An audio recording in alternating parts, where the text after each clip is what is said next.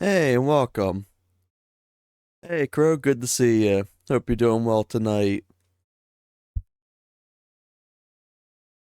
Today, we're going to be continuing on a bit of the part 3 of Pokemon Ruby Randomizer. I want to kind of get through some more of this because I know I haven't played this in a few days. Also, for anyone who currently has ads, I think anyone that doesn't, or anyone that is subscribed doesn't have ads at all.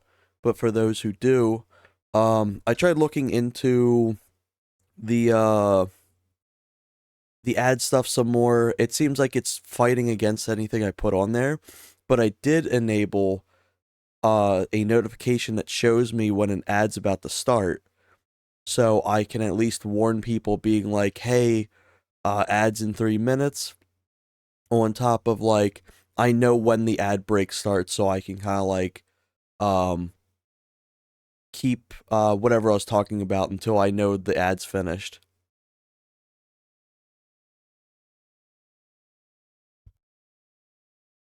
So that's cool at the least.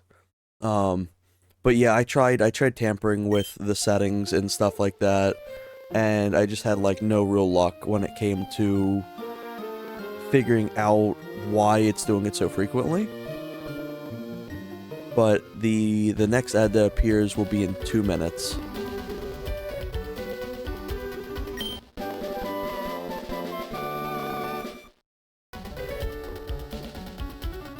In case you or anyone is new to this randomizer, what it does is it changes up every single Pokemon spawn, trainers, teams, and a bunch of other stuff. Pretty much the only thing that's not randomized is the items on the ground, because I accidentally didn't add that. This also changes the types of Pokemon themselves as well. So like this Pichu would normally be electric type, but now it's, let's say it's fire type. So it's a fun little guessing game of what this Pokemon's actually like weak to and what it isn't. But yeah, I hope everyone's day is going pretty well.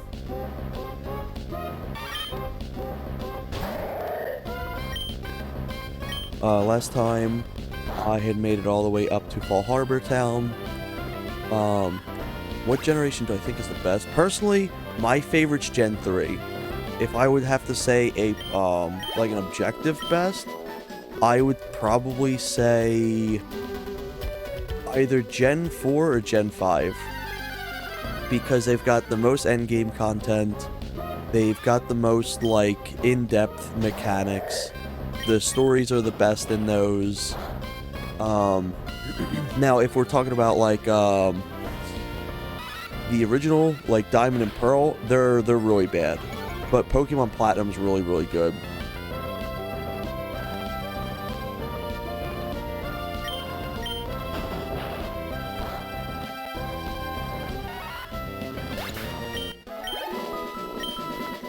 There we go. Also, in case if there's any notifications that doesn't appear properly on my OBS or anything like that, my OBS crashed and like fucked up a bunch of random shit. So there may be a chance that like one of the notification things don't pop up, or the Twitch chat's like a little funky looking, stuff like that. Yeah, I logged in, I was like, okay, time to stream. And it crashed, and what's really obnoxious is whenever it crashes, it resets your image sizes.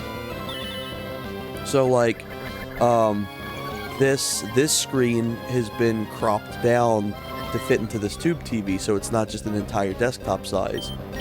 But because of the crash, it was reverting it down to like this little tiny size. Let me see if I can actually pop it up. So it was doing this. That's the size of the screen I was getting. But yeah, I had to fix that real quick. I had to make sure everything else was right. Also, something I do as well for this is anyone who comments, they also get their name added to like the next Pokemon I catch. So you are next in line. Now I just gotta actually catch a Pokemon.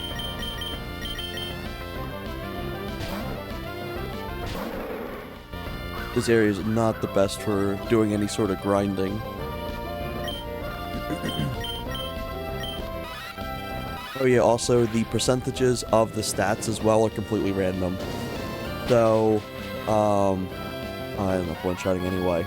Powerful moves that you may think are like completely weak, and vice versa. Bubble currently does 185 power.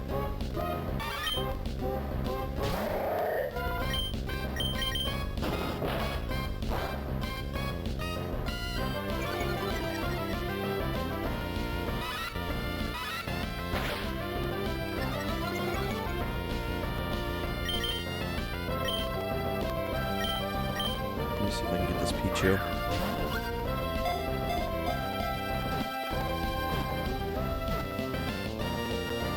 Hey, good shit.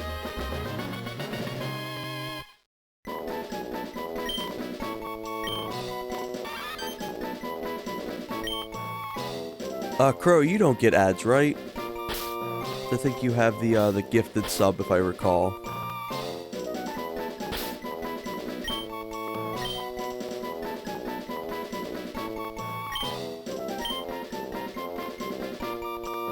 Okay, cool.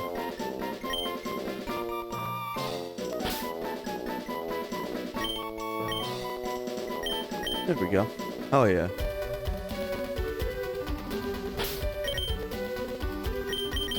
Let's see, who can I swap out?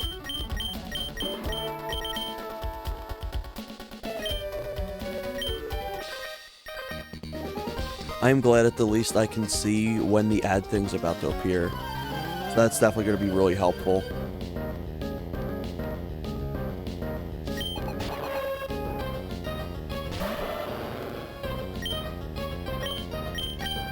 Also, I plan on doing a, you get to live in a ball now. I'm gonna do my next DK64 randomizer stream sometime soon as well.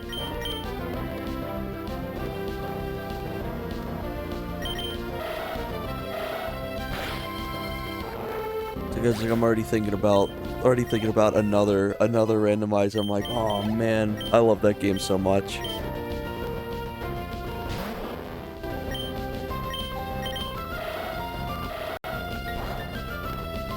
Okay, so he's either metal type or he's fighting type.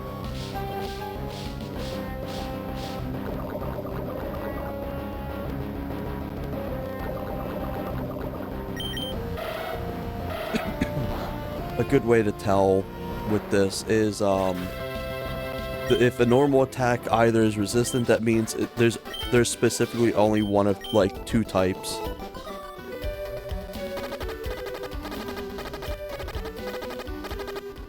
Oh, I love Donkey Kong. It's so good.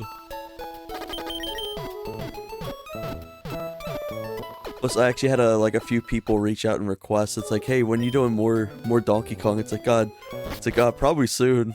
Like, I love that game to death.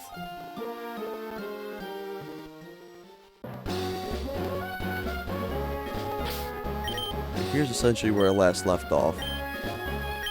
Haven't gone into this area yet. Let's see if there's anything in specific. Pokemon Emerald and onwards, I think, shows when shows the stats of moves. Where here it's kind of like you're gonna just have to guess.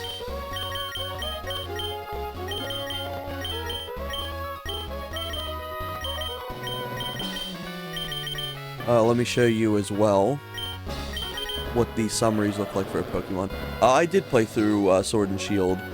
I played through it a few years ago. A friend lent me their copy of it, and then I ended up getting it on my own when it went on sale for a pretty good price, but I just haven't finished my own copy of it yet. But here's the stats. So Dark and Ground, Fire and Flying, Grass and Bug. This is my starting Pokemon. it took me an hour to get past fighting your rival for the first time because its only move, Smelling Salt, was completely immune to his Sudowoodo. His Sudowoodo was grass, or ghost. So I had to get enough XP to level up to get his third move, which was like the worst move I've ever seen. It was like 20% accuracy for like 60 power. It was really bad. So I think I was like level 15, still facing this level 5 starting Pokemon. Here we go.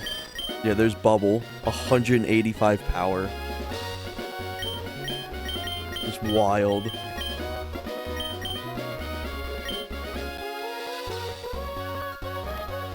What I'm probably gonna do is I'm probably gonna talk to these guys to get some free XP.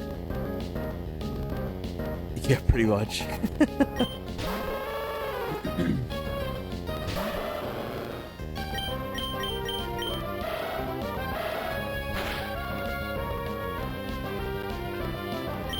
One thing I do wish I did instead for this run was I had the moves have different types and not the Pokemon, because it can be a little bit of a slog trying to remember what every single Pokemon type has been changed to. But it's still really fun.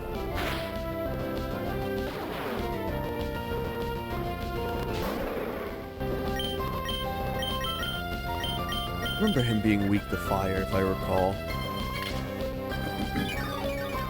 Also, the absolute tankiest Pokemon being able to have a healing move is evil.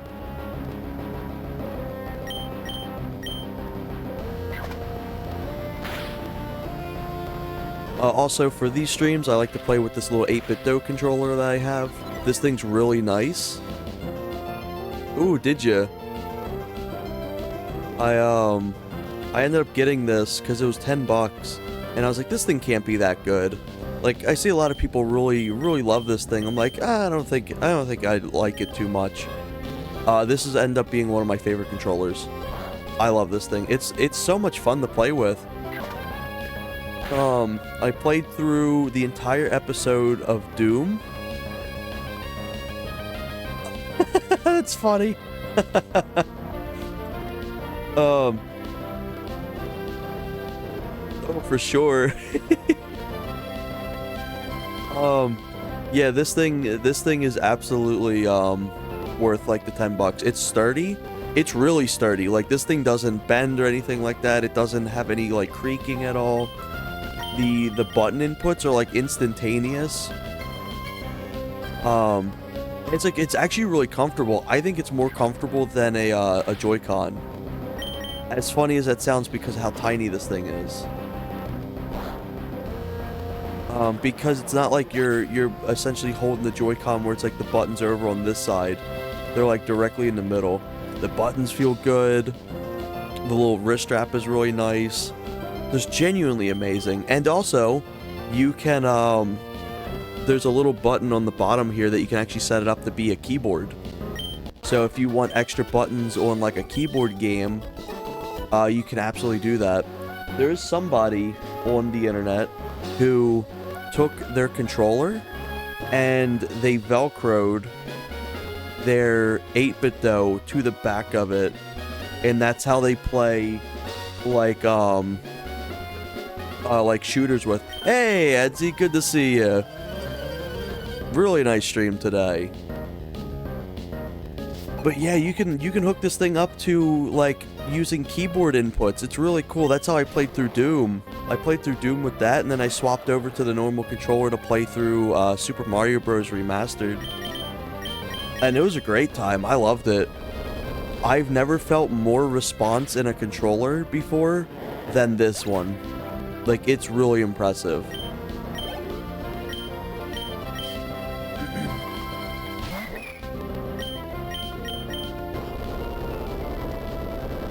Yeah, I always try to find more things to justify using this with. I'm like, you know what? I think Pokemon Ruby would be great to play this with.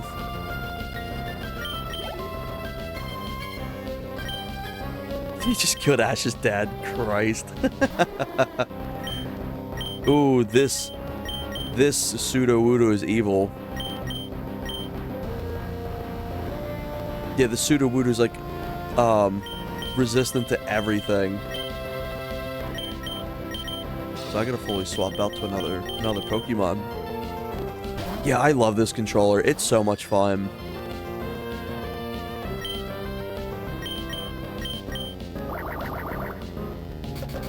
It's like, usually for the most part, I try to use my PS5 controller. So that's usually what I would use for the most part until I started getting, like, the 8-bit does and stuff like that. Like, if you're looking for a really solid controller, 8-bit do makes, like, genuinely amazing controllers.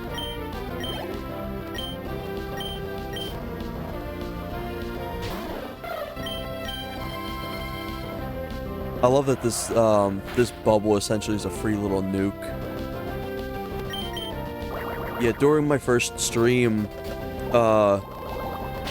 that Sudowoodo that the rival has, was like the biggest gatekeeping Pokemon challenge out of this entire run so far. And then at the end of that stream, when I faced him again, that Sudowoodo was also like unbelievably obnoxious to face. It was like it came full circle.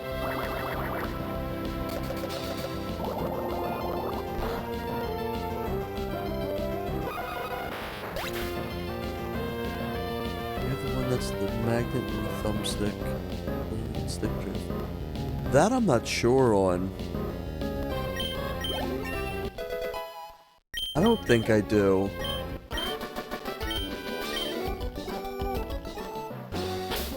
For all of my controllers, I have... So here is my Doom Dark Ages Xbox controller. This one feels really nice. Usually I prefer to have my my PS5 controllers or like my PS4 controllers. But the problem with these, especially if I'm playing like GoldenEye XBLA or something, is these triggers are so like squishy that it ends up like hurting to kind of like spam the triggers and stuff like that. So I'll use this for stuff like other shooters, but if I want to play something like GoldenEye or Perfect Dark XBLA, I will pick using this one, which this one's really nice. The triggers feel really good. The only complaint I have is just the joysticks aren't as good as PS5's, but like the D-pad's phenomenal. So that's usually what I will use with that. Let me put these two controllers back now. I have a little notch that I can stick all of my controllers on, which is really nice. And then I have my 8-bit though that I'll use for a lot of stuff. This controller is really nice. It's one of the more bare bones versions of their controllers, but I think it was like, what, I paid $20 for this? This thing's phenomenal. Like, this is genuinely a phenomenal controller. Plus, it even has little buttons here. I never like these extra buttons. Like, I never find a use for them. But the way they put it here, I think, like, this is the first time I've ever liked having extra buttons. Like, it's so cool. Like, I'm actually, like, I'll try to find games to utilize these extra buttons just because I like where they put them so much. But this one's really nice. I can't remember if it has Rumble. I never have my Rumble on. But, like, it connects to the PC through, like, a little dongle, which is really good. The only thing that this controller has going against it is if you want to play it on the Switch 2, you cannot. Sadly. For some reason, it's one of their few controllers that just has no support at the moment. Maybe they'll have it in the future, but so far that I've seen, there's been no luck. And then I've shown before my my OEM N64 controller with the steel bowl. That one's really good. I'm going to be doing Donkey Kong 64 next with that one. Oh yeah, and then I did with this as well. This also connects to the Switch too, which is really cool. On PC, can you connect more than one controller? You can actually. Kind of treat it like you would connect it to like a PlayStation or something. I don't know what the limit of controllers are, but I do know the limit of keyboards is just like one, I think. But if you really want, you can connect multiple keyboards and then just have the control schemes be different, because essentially the PC will only register one keyboard input. So like, let's say we have two keyboards connected. If I press W on mine, it'll press W on that keyboard as well. But if you were to keybind that W to like P instead for somebody, they could use P and do essentially what you did with W. So that's kind of a workaround.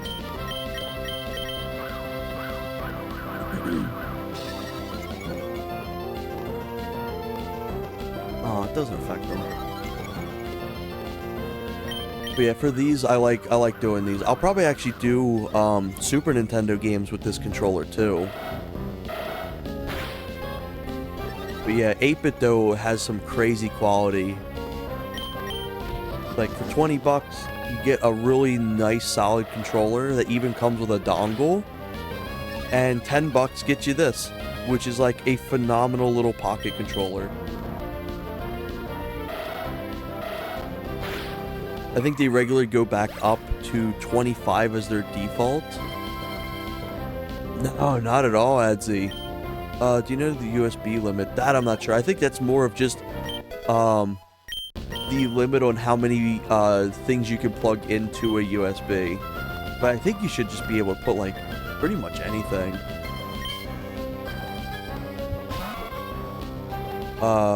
I have taken my PC and I've brought it to parties, and I've just hooked up like a shit ton of controllers to it, and we've played like games on the emulator. A bunch of 27 USBs, yeah, probably. Just melt the computer's internals.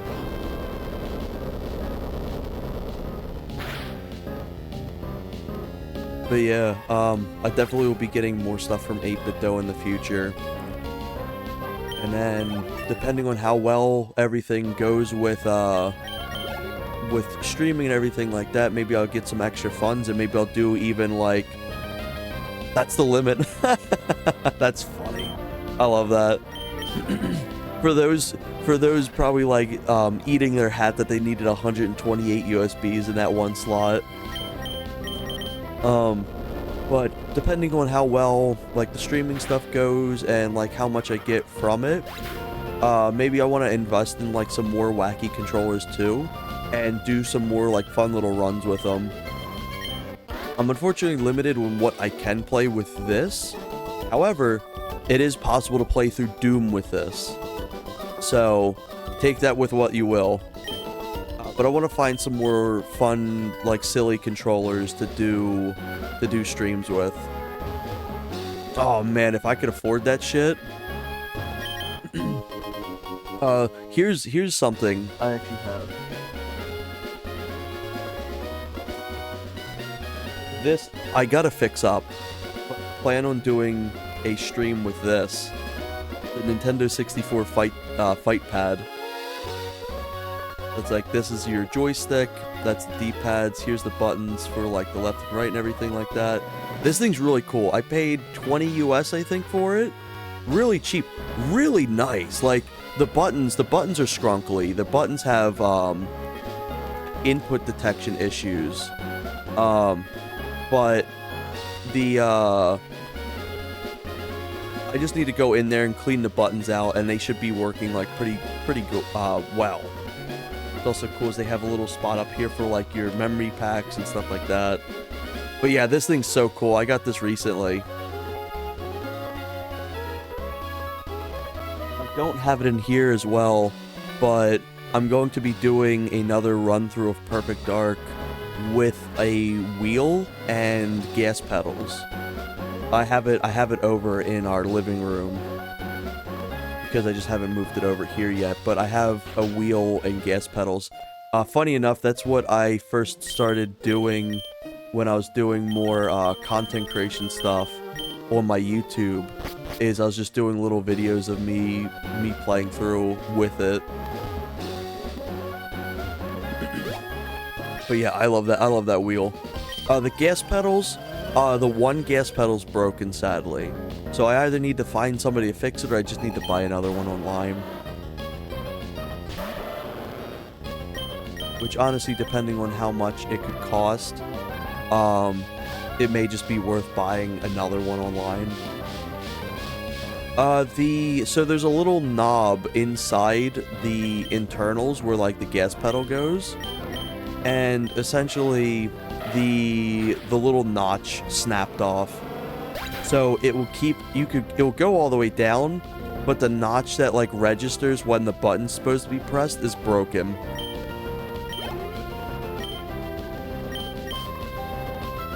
When I first got this thing, it had a Lego in it. Like, it's always been broken. It had a Lego in the bottom of it, so I have to speculate that the Lego got wedged in between that little knob, and somebody just got pissed and, like, tried slamming their, like, foot or hand down on it and broke it. That's what I have to guess happened. I probably could. I just don't have the skill for it. There's a local game guy around here who repairs like gaming hardware for pretty cheap, so I may reach out to him at some point and be like, hey, what would it take to fix this? Because I don't have that initial piece. I don't have the little wedge, sadly, that's required. But everything else on that thing works. Like the buttons are a little sticky because that's just the quality of those buttons on that wheel. Day one were already guaranteed to be kind of shitty. Ooh, really? I don't have my Game Boy next to me, sadly. But, the ones I have worked on, because, like, my problem is, I'm really good at doing drawing and stuff.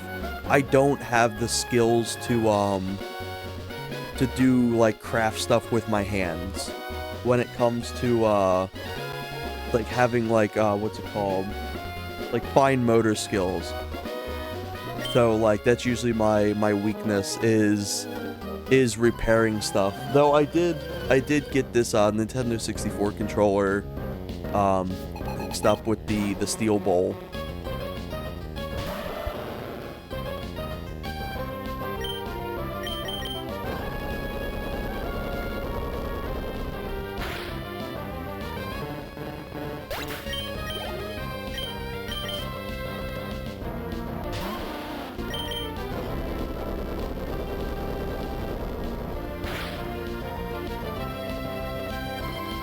No, I went to sleep.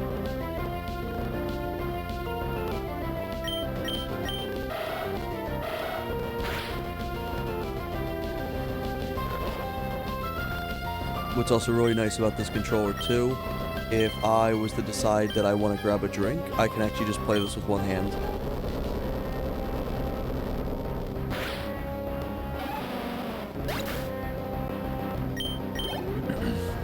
What's really cool as well with this controller, has a third option that is specifically meant for the Switch 2.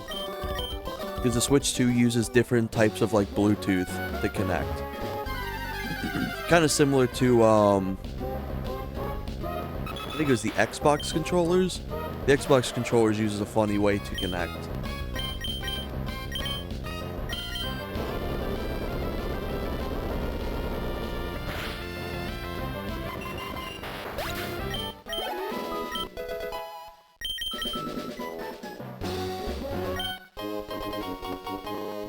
I love all the secret items in this game.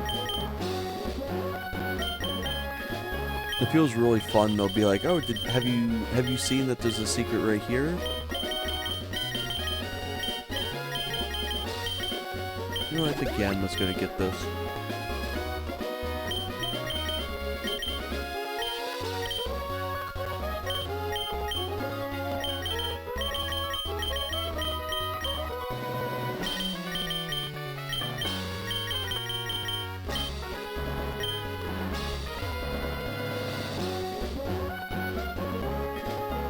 I do have some more fun things planned with other controllers I have as well.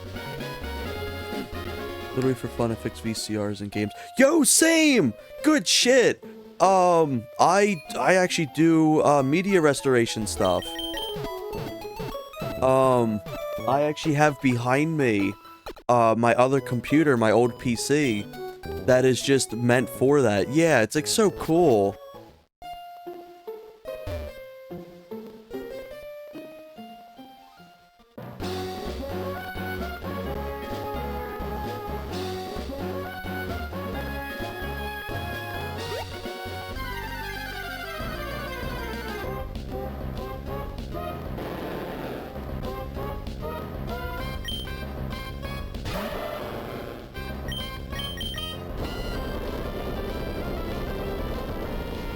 Oh yeah, absolutely.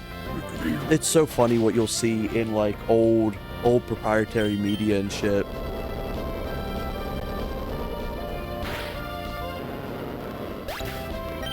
One of my favorite stories about media restoration stuff is, as I've mentioned before, how I stream is I kick my feet up on my table and I'm purposely laid back. I'm purposely relaxed.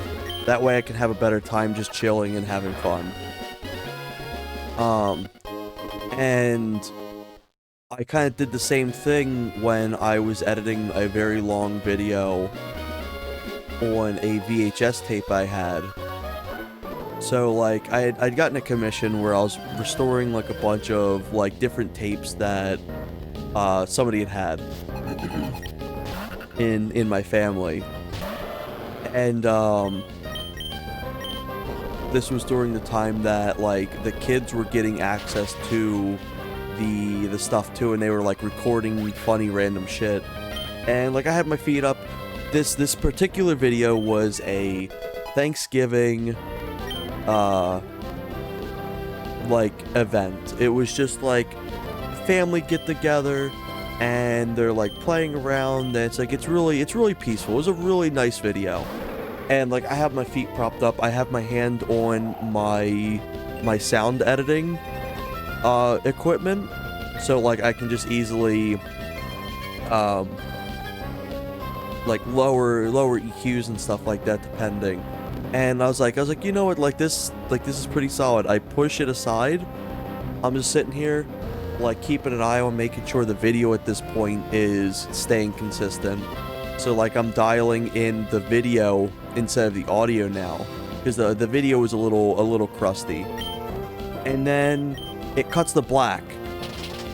And then, like, a second later, the loudest fucking recording of Limp Bizkit starts playing. It's like, and the chocolate starfish, and the hot dog flavor water, like, blew my fucking ears out.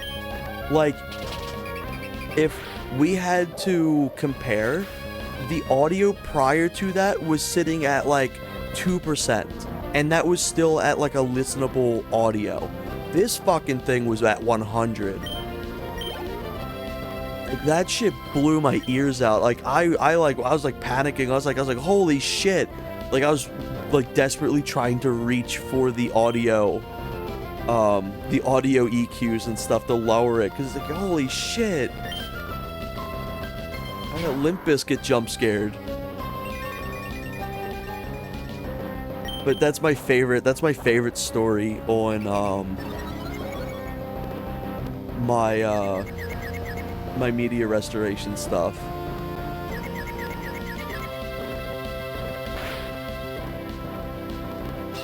Ooh, Donkey Kong Country 1 promos, hell yeah. They'd be fucking sick to see. I have, regarding VHS tapes that isn't family videos or movies, is I have all of the original Pokemon VHS tapes. They're really cool.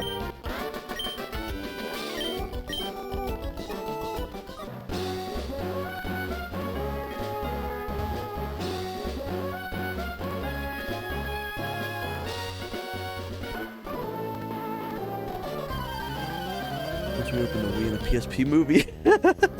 I love that. Oh, that's really funny. Hey, at least you didn't open the Wii and bugs came out. Oh, it doesn't affect them. Damn.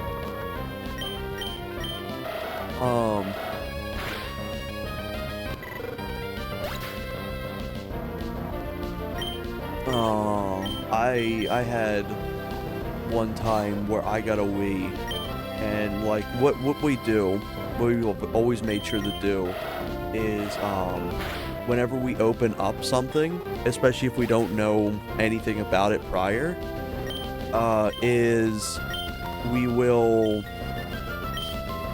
go and put it in a tote outside, and then like have it just sit out like completely protected. And had that happen with the Wii. We opened up a Wii that we had gotten for pretty cheap, and like just saw like just dead bugs in it. It's like, god damn it. So I was like, well, got that whole thing like smoked it out, did put like pesticides in the tote, let it sit there, and then we cleaned the whole thing out. And that Wii actually was pretty nice. Oh, I bet. I've seen some nasty ones in my time. I always make sure that I vet check the anything I get in for like commissions related for. Oh fuck, I'm paying attention to other stuff. Always make sure to vet the VHS and VCR readers whenever somebody wants to have them fixed up and shit.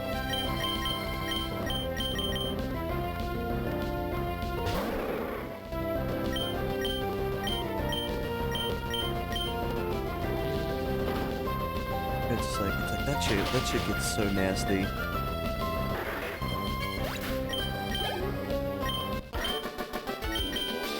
I'm trying to think of the worst console or something I've ever opened up.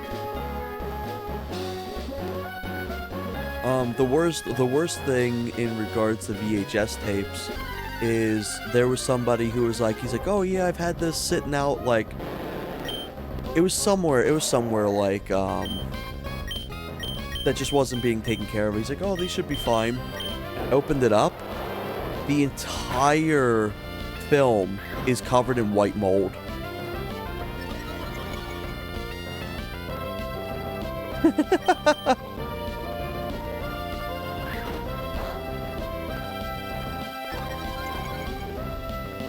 I can't even tell if that spider wanted to watch the movie, or that title is just for the spider. I found some diabolical spiders in some of the shit too. We go heal up now. I also forgot to talk to the PC girl. Ooh, a C-Dot actually may be worth catching. See if I can catch one in one go. Damn.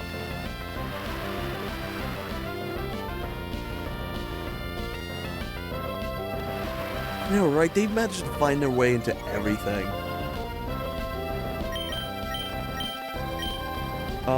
One of my N64s I took apart and fixed up had spiders in it, which at least that has holes to get into.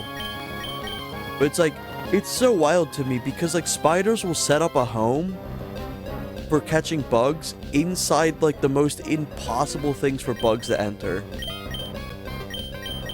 Like, I don't know what you expected. Yeah, I'll be able to catch him now.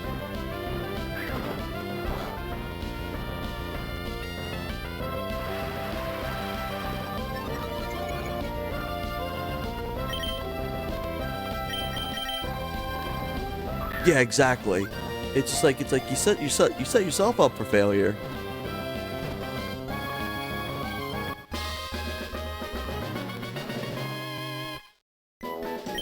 We have spiders that every year will set themselves up in between the little hole. Like, do you know how like Windows has like, here's the outside window and here's the inside window? They got that little gap, and then like Between that is like the random, what's it called? Like the little guard piece. They set themselves up in between that every year, and then they all just die there. Like, it's impressive. Like, not even the net. Like, it's where the it's essentially like the guard piece of like glass goes in between the two, because you have the net underneath, and then above it has just like window, like essentially another thing of window. What are they called? It's like it's something called, it's like something storm window. I think that's actually the name. Yeah, pretty much. So like the so it doesn't shatter from heat differences and stuff. And they set themselves up in between that little 3-piece. And it's like they die every year. It's like no bugs go through that, because it's like, of course they're not going to go through that. But it's always just so funny. It's just like, well, how long do you think these guys are going to last?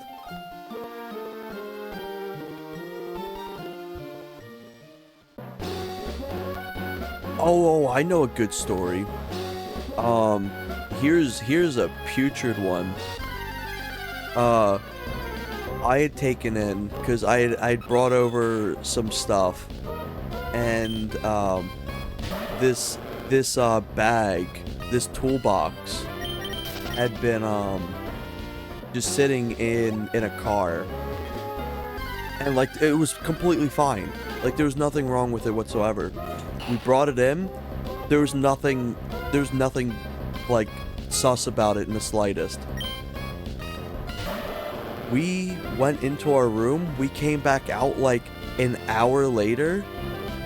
That bag had spider eggs in it, and there was just spider webs like protruding like every other angle, and just little tiny spiders just completely engulfed our kitchen. It's like, where the hell did y'all come from? That one was terrible. That's the worst bug story I think I have on having bugs come in. Oh, I'm looking away from the screen.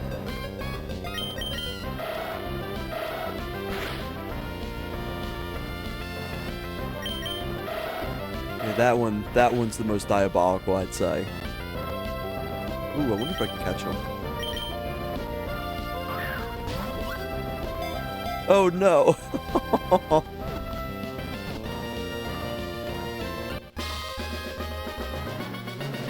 But yeah, having like 1,000 little spiders shoot out of an otherwise innocent tool bag is the most diabolical bug story. Not a fan of that. Was not a fan.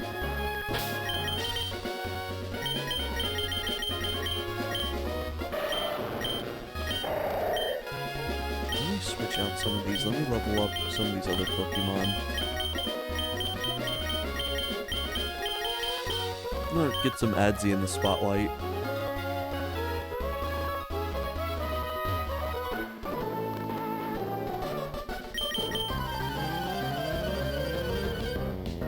But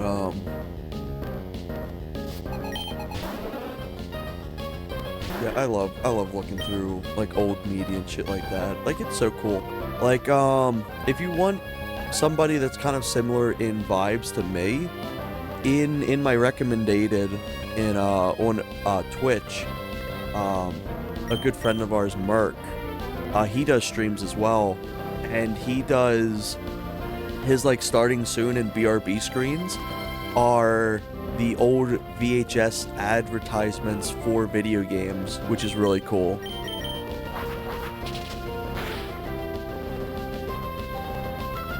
Oh, absolutely.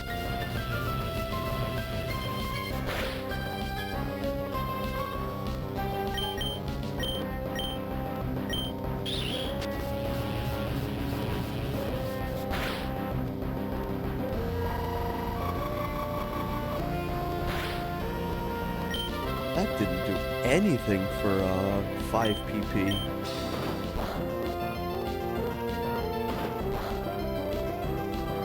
But yeah, I love old old advertisements so much.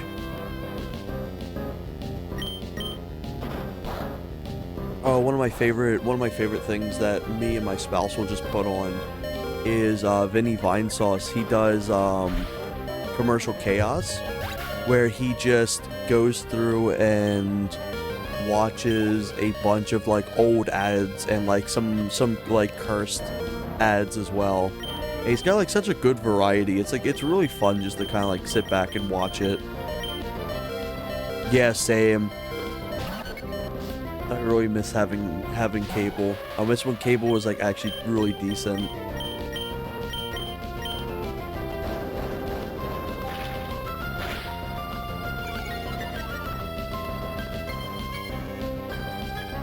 Oh my god, everything doesn't affect anyone.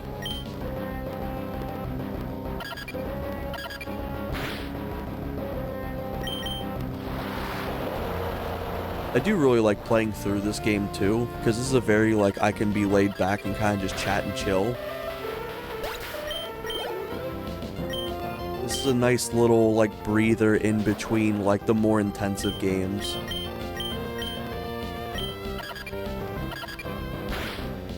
I know Draven's been really liking this little series.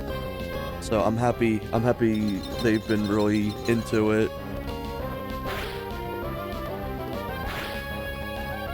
You do vinyls or cassettes? I have a few cassettes on me.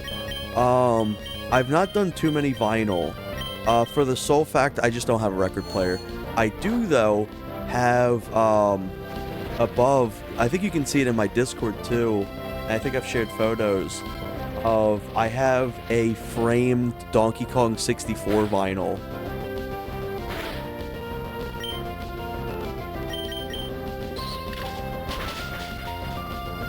Ooh, that did a lot of damage. But I think they're really cool. Like, I love the way they sound and everything. If I ever get room for it, I want to definitely do, like, collecting some vinyls.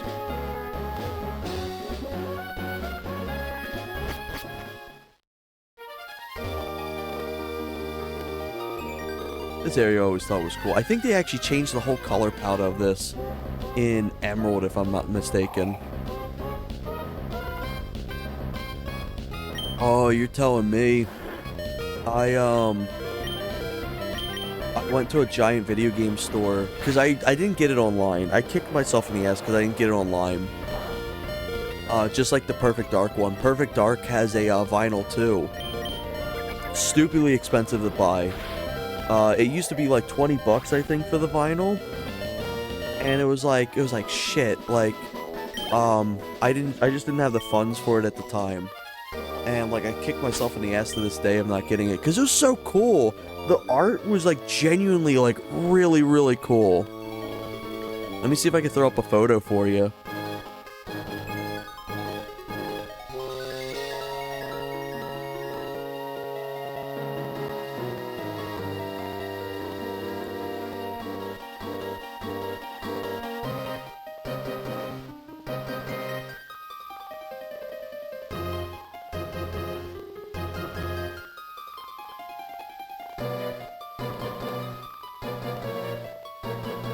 Here we go.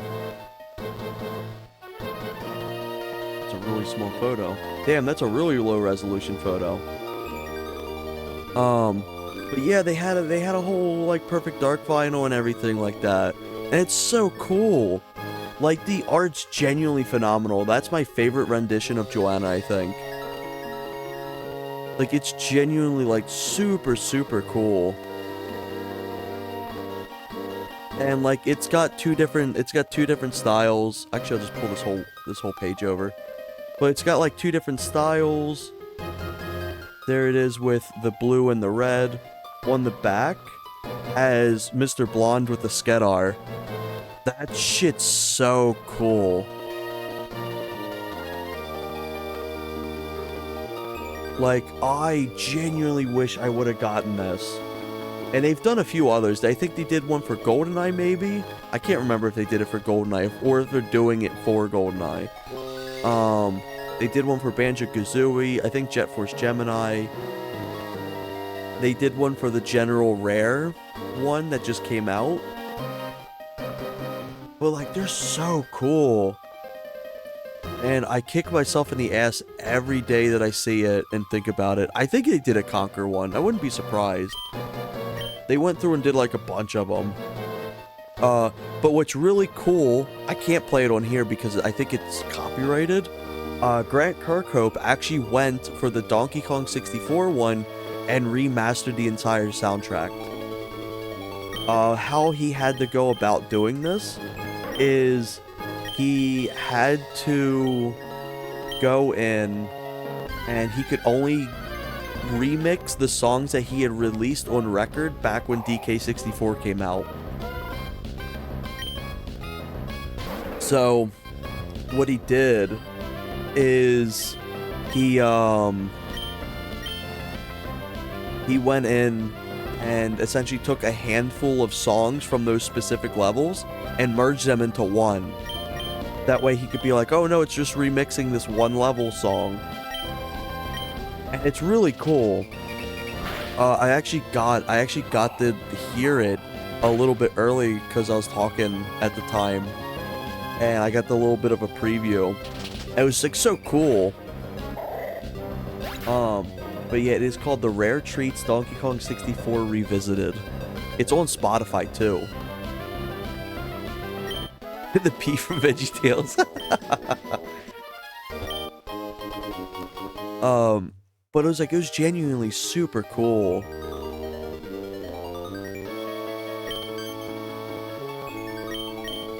But I found it in person, and I was like, fuck, I gotta get this. And I think I spent like $40 on that vinyl. And now it's a piece of art above my my desktop monitor and everything like that.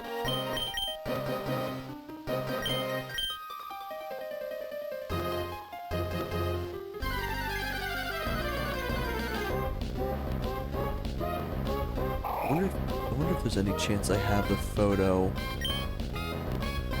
here.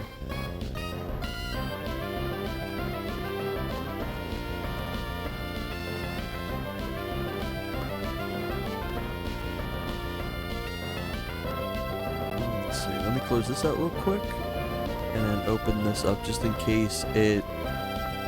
Okay, it did exactly what I thought it was going to do.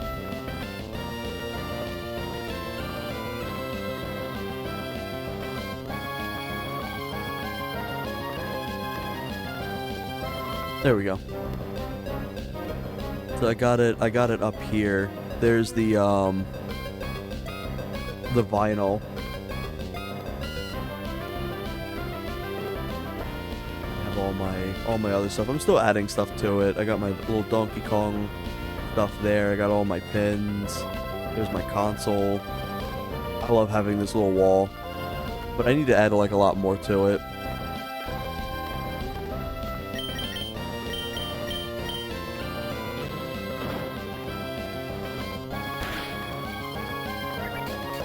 Ooh, present.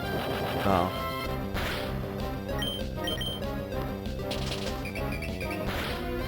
I wonder if the random chance of present was changed around in this too.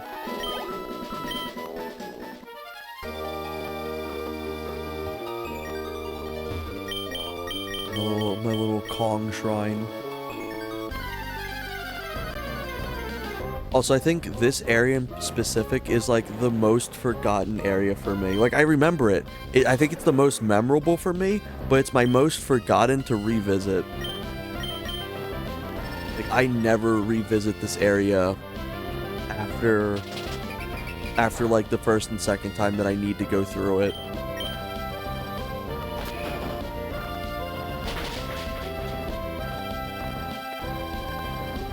I wonder if I can catch him.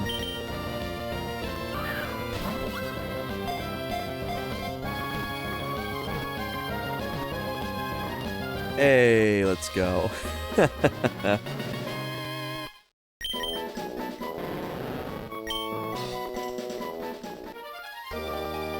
Once I get out of here, I'll show off the, I'll swap to other Pokemon. I tried Mario Kart Wii Online. Yeah, I did for a little bit. I don't know what it is with Wii. I struggle playing that game. So like I was always getting smoked in it. But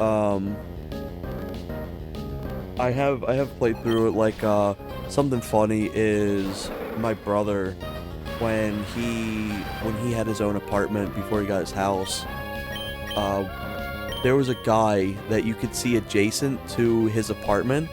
Every single day, that dude was playing Mario Kart Wii.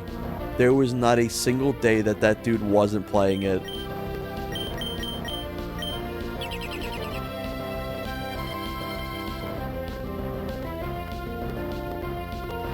I don't know which one I'm really... I'd say I'm really good at 7. I used to do, like, personal speed runs for 7 all the time.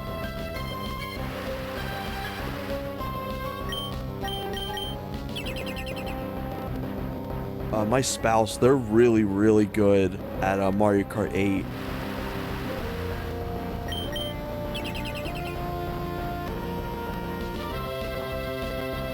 Like, it's the one game that they're, like, consistently, like, the best at. That and, Mario Kart Double Dash. Like, we have gone to conventions in the past, and, like, they've sat down for some Mario Kart and just smoked everyone in there that was also playing. Double Dash is a lot of fun. I actually prefer to play it on Dolphin now, because you can add the ability to have, like, full chaos mode, where, like, anyone can get any item. And it just absolutely, like, multiplies the chaos in that game. That'd be fun to play through at some point on stream too.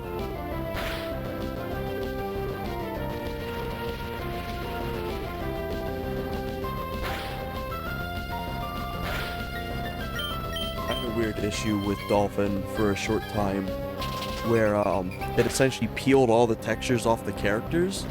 So all that was underneath it was just the models themselves.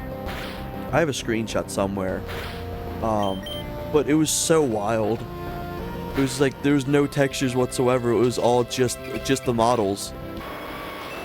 And then like one day, somebody who works on Dolphin had reached out and was like, "Hey, can you send me like your logs and stuff?" Ooh.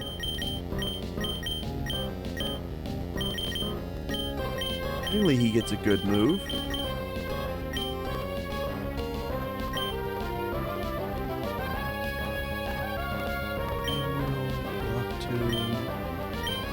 I didn't remember Flame Wheel.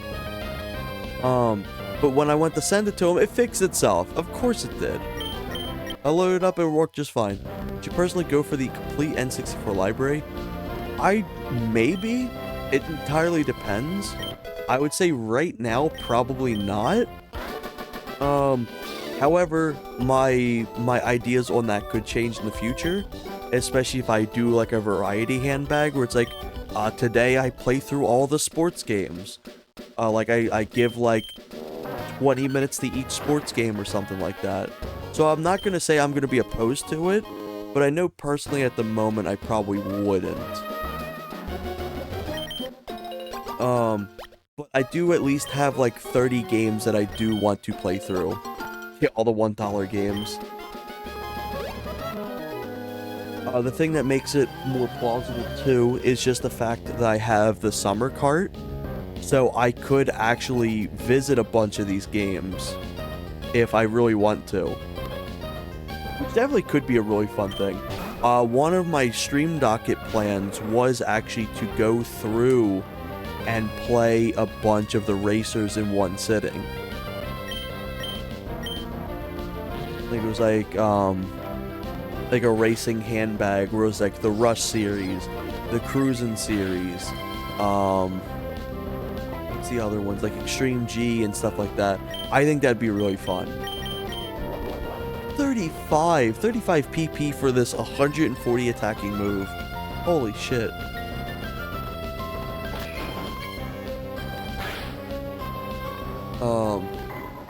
But yeah, I'd love to do that. I think that'd be a lot of fun.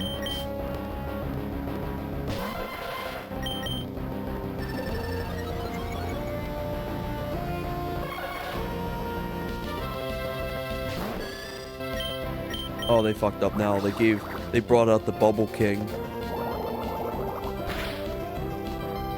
Smoked.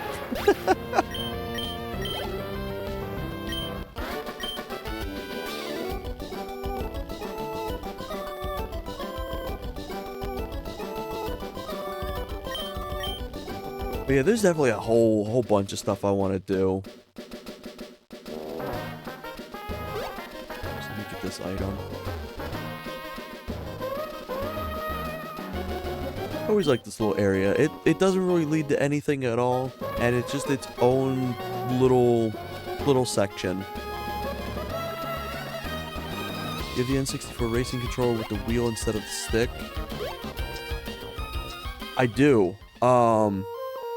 So I unfortunately don't have the one that has the lever, but let me actually go grab that real quick. I'm gonna turn my camera off and I'm gonna be right back. We can chill to some music. Because I need to bring it in here anyway. The more I keep bringing this up, the more I'm gonna like keep forgetting. So give me 30 seconds. I know exactly where it's at. So I'm gonna turn off this and we'll just chill here for a second. Alright, be right back.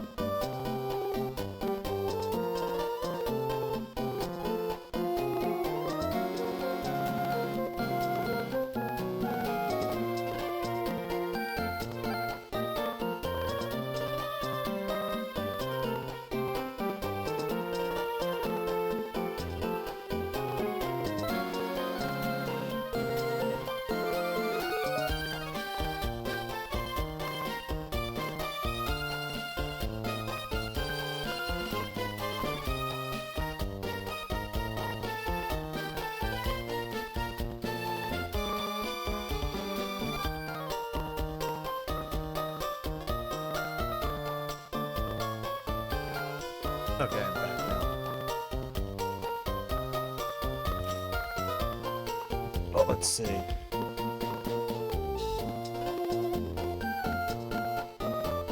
No sandwich. Oh, dude, I'm hungry though. Like, I wouldn't mind getting.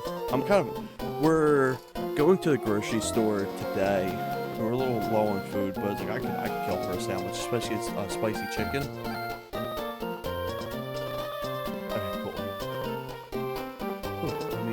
Turn this back on.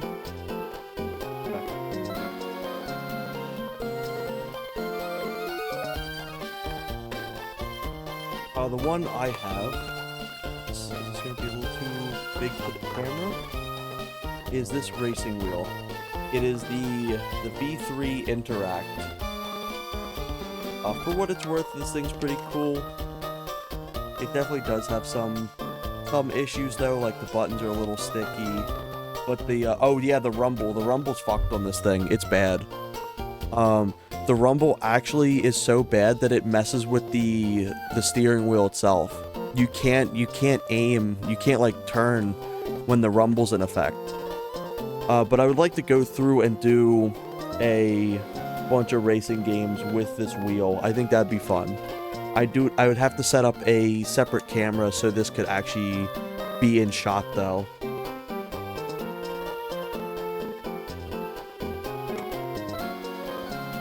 And then here is the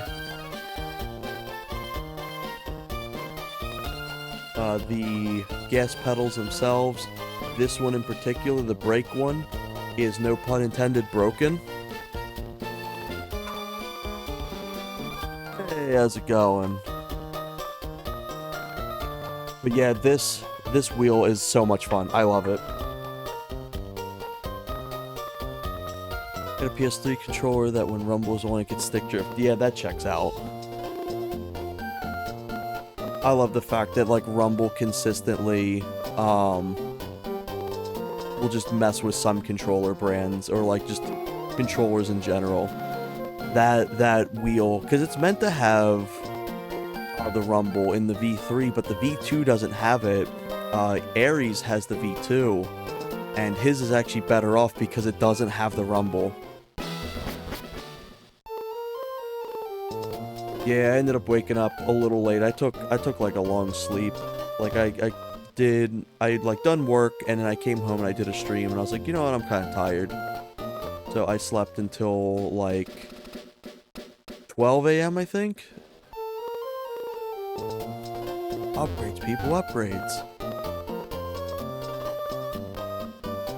Okay, so now I lost track a little bit. I think now I gotta go through here.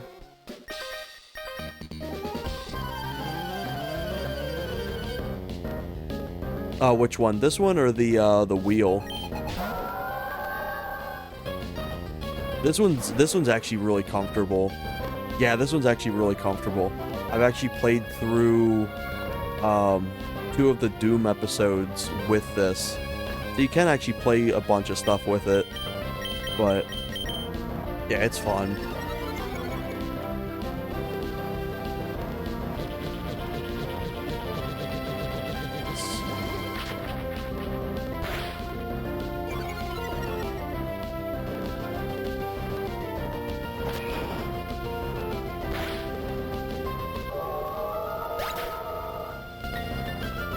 Yeah, I wouldn't mind getting some extra, like, fun controllers, too. If I ever find them for, like, cheap. Alright, it looks like a fidget toy. Like, you think it would just be something you'd mess around with. I wouldn't, like, the buttons are so clacky, too, they're really nice. Like, I wouldn't even be opposed to getting a separate one of these on sale, and just using it to, like, fidget with. Like, it's genuinely, like, it's really fun.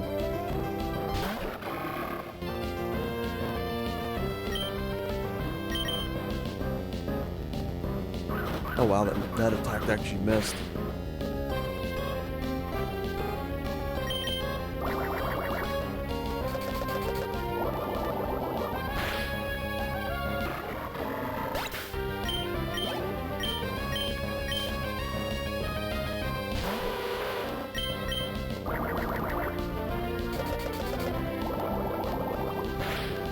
But yeah, I definitely want to do, like, some more playthroughs with that. And plus, if I have the fight stick too, I could do like a fighter handbag and go through a bunch of different games with that. So I'm gonna get to a bunch of other controllers are like $10. Oh yeah, absolutely. I used to live right next to a game shop. Give me my repeat ball. There we go. Thank you. And like, this dude didn't care about, like, making money. He just cared about, like, having a fun time, like, interacting with people and, like, talking about video games. So he used to be able to get shit for dirt cheap. I used to get, like, a bunch of controllers and stuff from him. I ended up getting almost every single version of the Tony Hawk franchise from him for, like, $3 each. Every day I come in, he'd flip up a new game that he had just gotten in or some shit, and it'd be like, whoop, here's Tony Hawk Pro Skater 3 for the PS1. Like, hell yeah.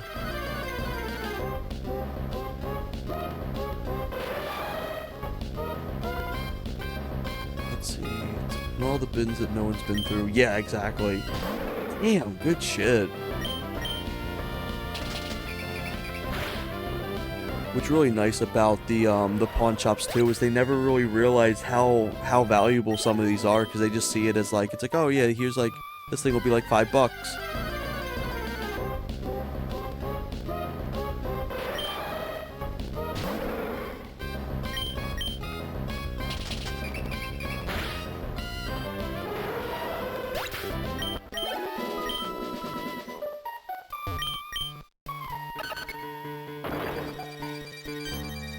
I like that this one rock kept this entire path blocked off. It's also, I think, the only rock in the entire game that actually saves being destroyed.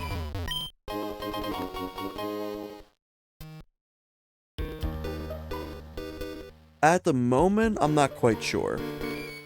There's some really cool ones that I've been thinking of.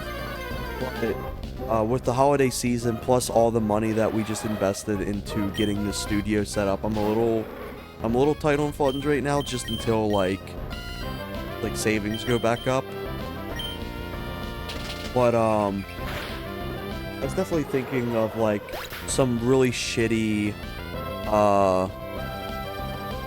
what's it called? Like some really shitty third-party ones. Because I think it would be really fun to get, like, the shittiest controller I can find, and then playing through the game with it. Oh yeah, the Mad Catz tier. I think I rank PD's Magnum dead last below Reaper. Yeah, I agree. The PD Magnum's pretty booty cheeks. It's fun in campaign, but it's definitely blows chunks in multiplayer. There's black glasses. There we go. I love that you give him these as well. And he's like, well, these aren't mine. You can have them. And he just fucks off.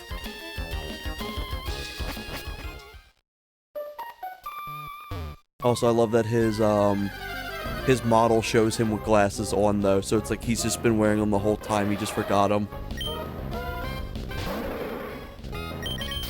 I actually have a tier list of every single Nintendo 64 controller that I could find.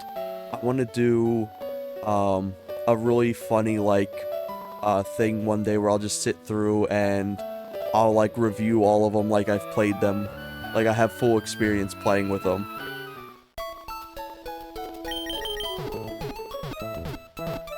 I had something worse than the Mad Catz. I had the Super Pad. That shit's putrid. The D-pad was terrible. The L and R buttons didn't work. The start button even was like you had to really press down on it to get it to work. They were terrible. Yes, I did. I did a tier list for the Perfect Dark weapons, GoldenEye, GoldenEye X, the doors for GoldenEye. What else was there? The levels for Perfect Dark and the multiplayer levels. And I think like a few more I've worked on. Oh yeah, right, Nightfire. I forgot about that. I want to do one for Agent Underfire.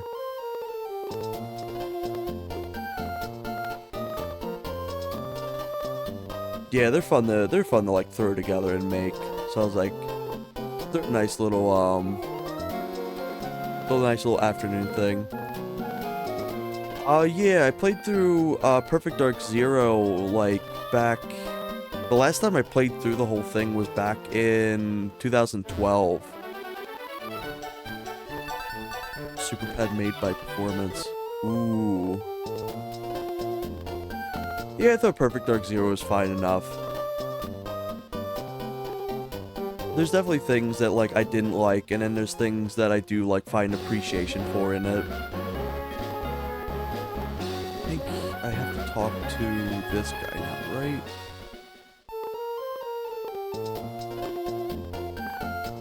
Unless I completely skip something. I think I have the meteorite. No, I've already returned it.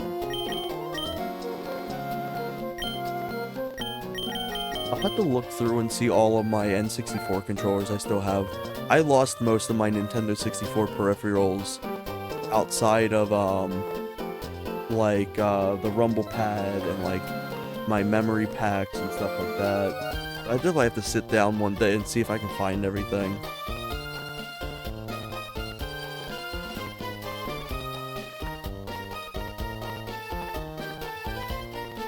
Oh yeah, the multiplayer was a lot of fun. I really liked it. So how's this ROM hack randomized? So there's actually a program that you can have a bunch of different things changed around. Like all your trainers can be changed around. The Pokemon spawns can be completely changed. The stats, the move types, the moves they can learn. For this, oh, speaking of, I want to show off this. this is a big thing too that I have specific for this randomizer. Getting C dot in specific. Swap you out.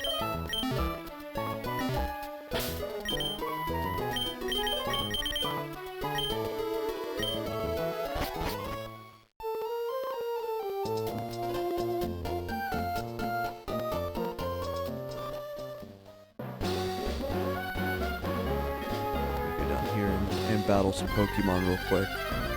Being C dot, he should get a lot of XP really quickly.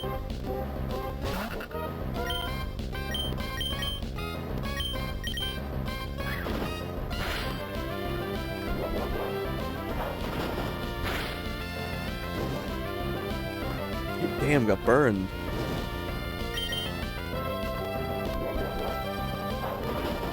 Yeah,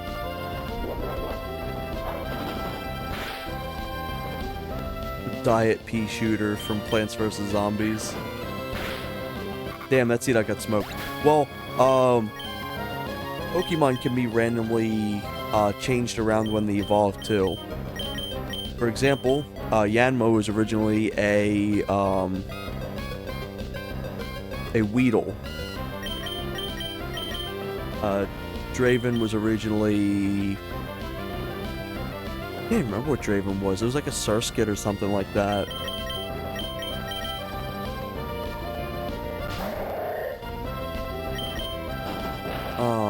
So like, there's a few other things too. I forgot to enable randomized items, so you could find like a Master Ball on the ground and shit like that.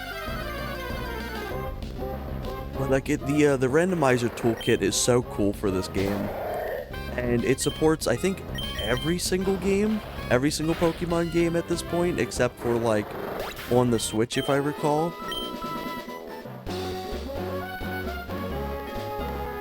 Then what's really neat is the toolkit explains to you as well everything, like all the settings. So it'll be like, oh, there's this specific setting, and if it doesn't make sense, you can hover over it, and it'll explain in detail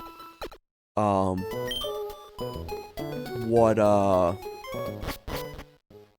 that specific thing does. So what I'm gonna do is take that and give it to the C dot, because he's got the health of a wet fart. There we go. Switch for Swalot. How many randomizers are there? I think there's technically like 3 randomizers, but the thing is, there's a really good one that's like the universal Pokemon randomizer, and that one essentially has everything combined into one. So, what's it called? Anything that the original older randomizers would have, this one has, which is genuinely really neat. This one essentially works for every single mainline Pokemon game. Yes, they do. For game franchises in general, I'm not sure on. Resident Evil has it, Pokemon has it, Donkey Kong has it, Super Mario 64, GoldenEye has one. I know there's a good amount of games that have randomizers. I personally always say that Donkey Kong 64 has the best randomizer, just because that game's so full of items. The Metroid series has a randomizer. In fact, they actually have an entire PC port for Metroid 1 that is exclusively dedicated to randomizers. Zelda games have randomizers. Ocarina of Time's a big one. And they have a bunch of settings too, like you can enter different rooms, it'll be entirely different areas entirely. All kinds of other really cool shit.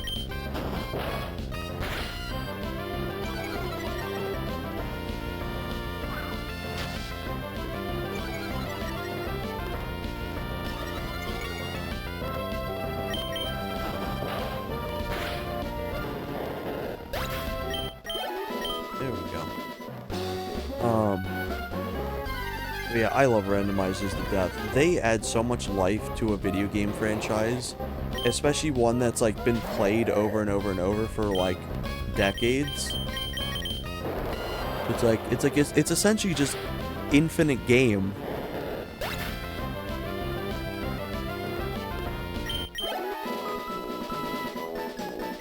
Hell yeah. I haven't worked on the channel points yet, but I'm still compiling a list of things to add to it. So that was something I did not work on since the last stream, but I did do like a bunch of other polishing stuff. I'm so excited for the channel point stuff to come into fruition.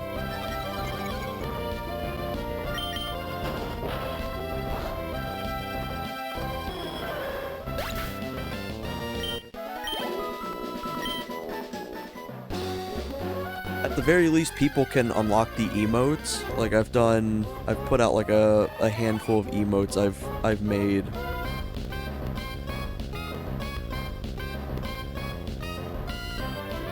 So let's see.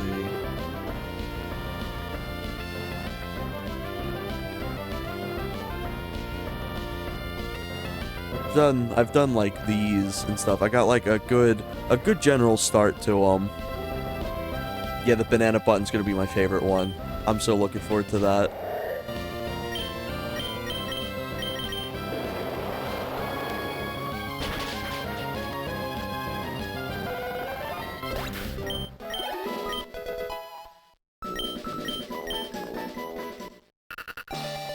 Here we go.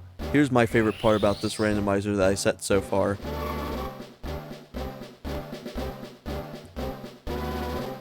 That's a nice C-dot evolution I got there.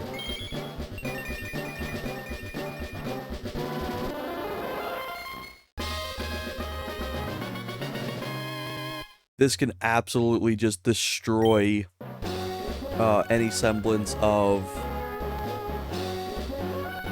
progression with your Pokemon that you're going with. I had one time where I had a really good one, and it evolved into, like, the fucking Dunsparce, and I was like, god damn it. It's Pikachu.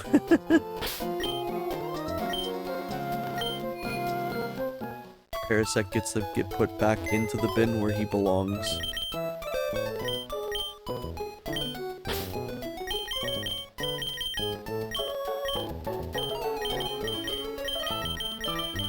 Here.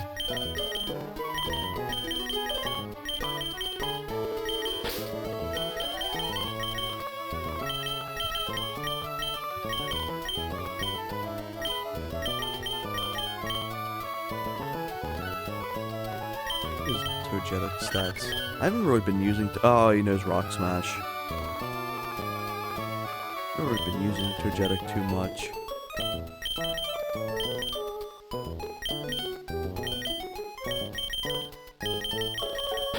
Bring Pichu into here. Also, like that, I just have this random Nidoking here. What's his stats even? Wow, Poison and Fire. Damn.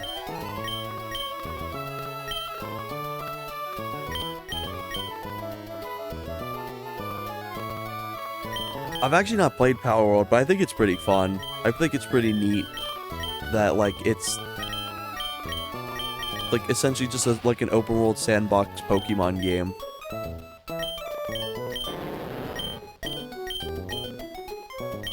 Ooh, Flying and Rock.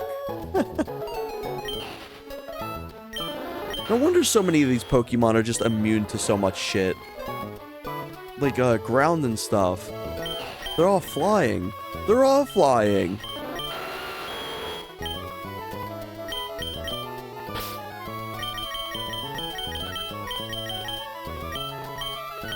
Alright, what's Pichu? Grass.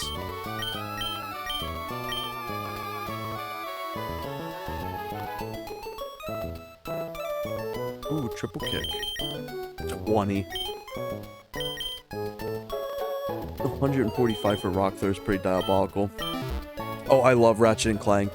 It is one of my favorite series. I actually want to do a full playthrough of the entire, like, PS2 era Ratchet and Clanks. It's interesting. I'll give it that. Though I haven't played the PS3 era of Ratchet and Clank nearly as much as the rest of the games. I really liked what's it, Crack in Time? Crack in Time was so good.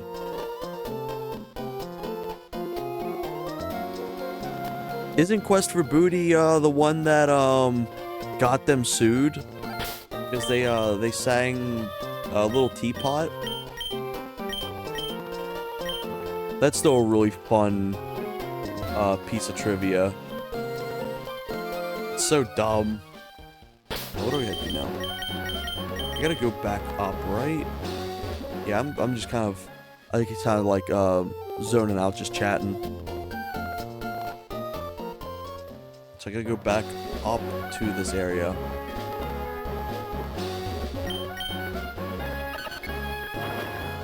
Oh yeah, size matters. I hate that final boss fight. That boss fight's putrid. Especially how much damage he does. I had fun with Size Matters. I think even the worst Ratchet games, you still have fun playing them. But that final boss was just diabolical.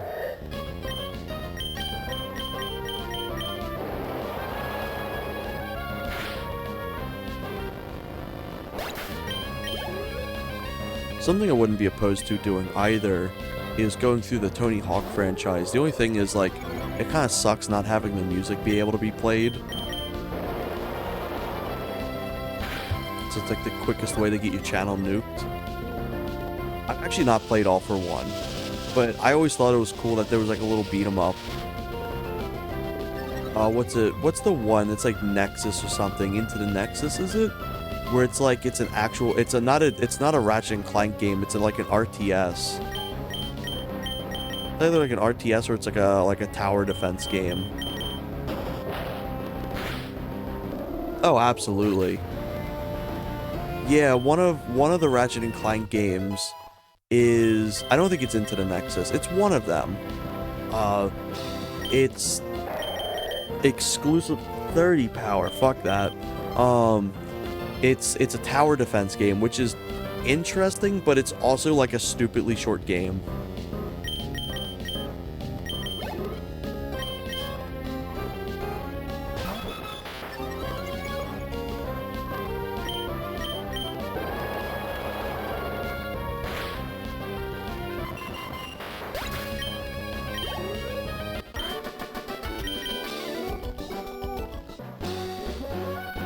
Yeah, I love the Ratchet and Clank series. Every year I get like an itch to play through all of them. My favorite one, I would have to say, is probably 1. I really love Ratchet 1. I do wish there was some sort of way to have the lock-on system and everything from 2 and onward in 1. I genuinely love the music. And I love the,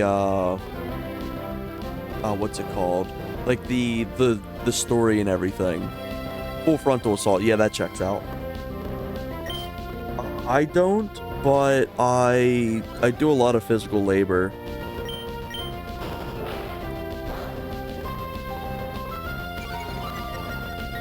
So technically, if we want to count it, yeah.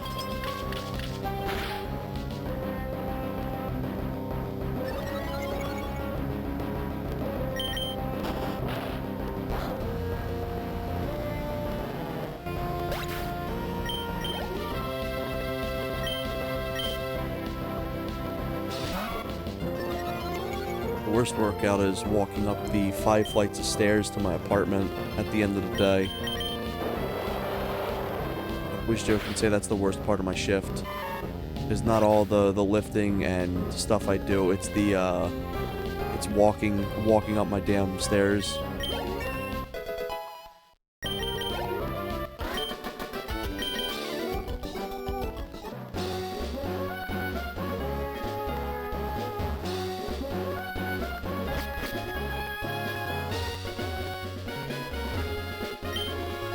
Yeah, those stairs suck. But you know what?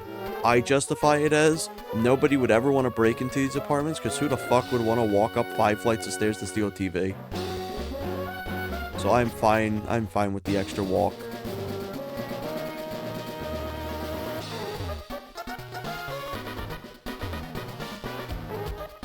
I love how just suddenly Team Magma fight. Really no build up or anything like that, they're just... Here they are. Yeah, exactly. Moving shit up these stairs was a pain in the ass enough. I can't imagine anyone would want to do that, like, unprompted, even if it's a free TV. Damn, this guy's got Mewtwo. Why isn't he the leader?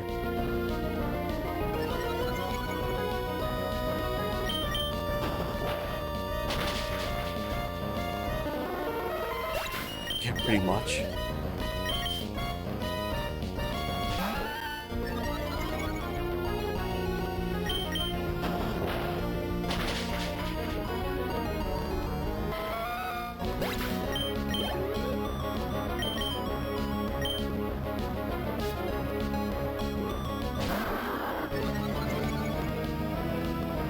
This music's so good. One of my favorite tracks in the game is Maxie's boss fight. I genuinely love it.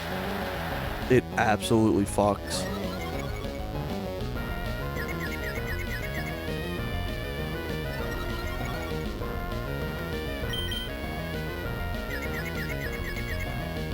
Yes I have. It's actually pretty nice. Both versions of it's really cool. The fact that it even manages to exist is genuinely impressive.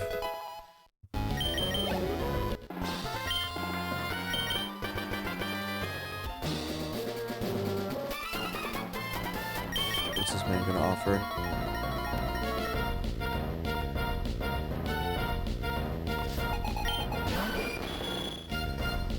Not a bad start. First Game Boy game. My first Game Boy game was Tony Hawk Pro Skater 2. It was funny, I had Pro Skater 2 on the Game Boy Color, and then Tony Hawk Pro Skater 3 on the PS2. So I used to think, when I was younger, that it went from being a handheld game to a console game, just because I didn't have one or two at the time. I was like, man, they're really night and day, like, they've really improved. Not realizing.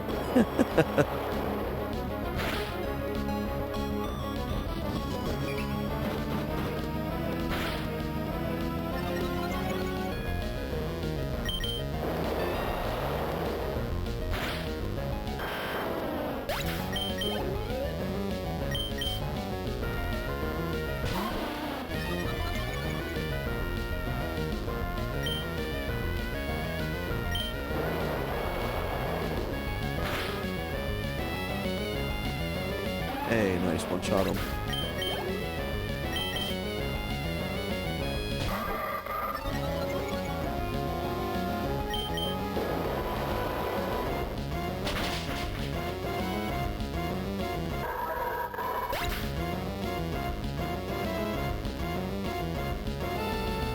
Oh yeah, absolutely.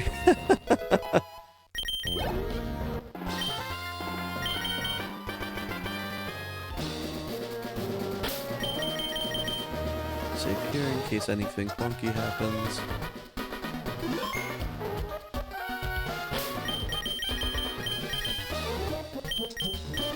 Yeah, this should be a good start.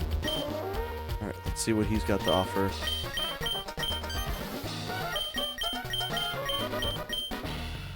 Oh, this song's so good!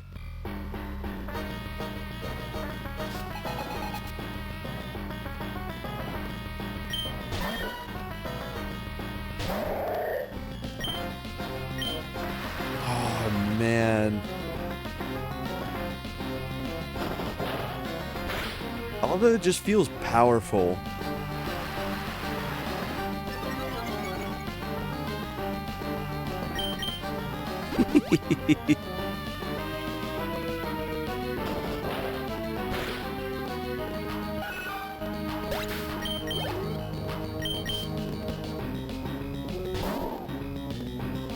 This camera up in base used to mess me up so badly, especially when I was like a kid.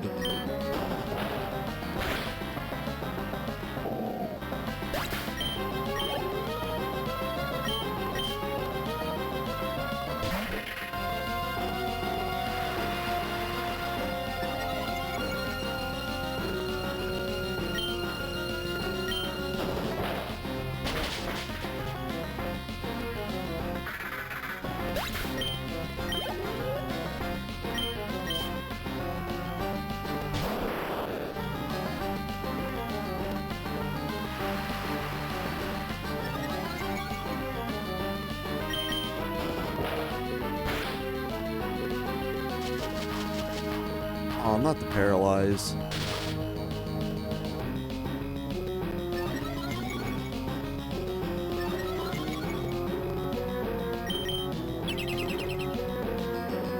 Oh, not the protect.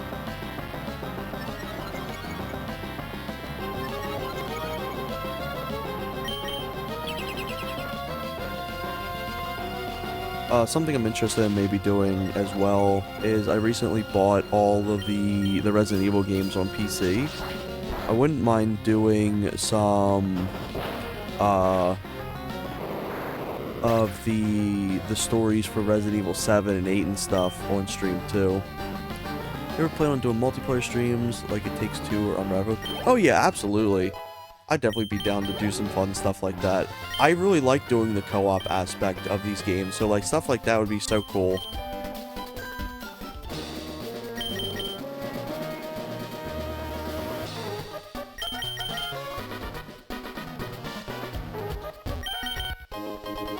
Like, yeah, I'd definitely love to do. One thing we're planning on doing is we want to do co-op runs of like old games like Quake and Doom and Perfect Dark and stuff like that. Like, that'd be a lot of fun.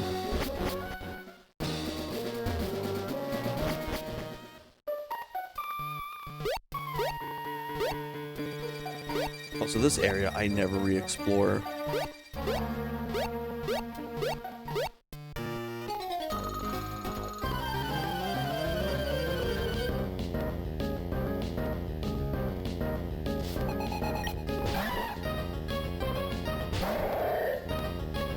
Oh yeah, that's a classic.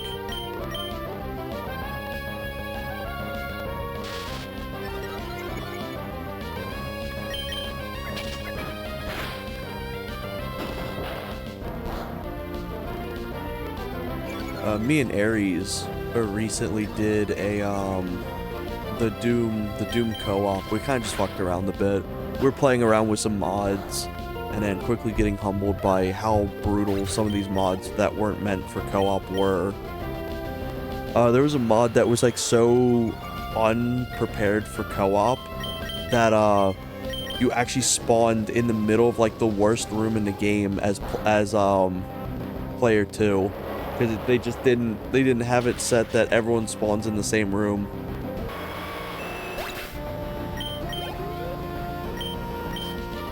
I think that'd be fun. DK64 multiplayer, I'd love that. I'd have to see on how to do that, but I think that'd be genuinely really fun. I wanted to make a video at one point about the Donkey Kong 64 multiplayer, and it's still in the back of like my list of things to do, but I just need to like really sit down and write a script for it.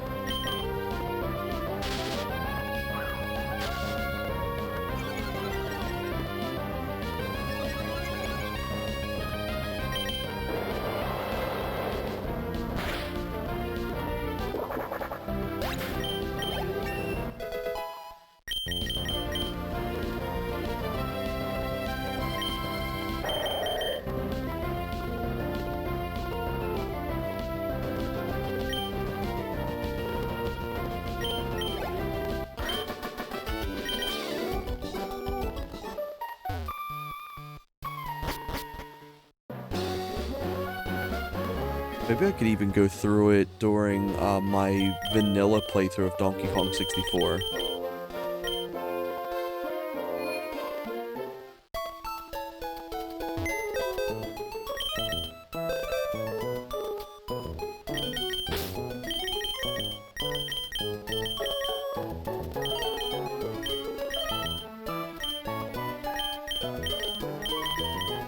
take the Pichu for now.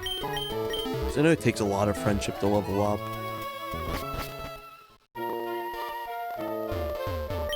Oh yeah, most likely. That way I have like, because I think there's some stuff that are locked behind progression in the game. I definitely would be doing it on real hardware. Well, maybe.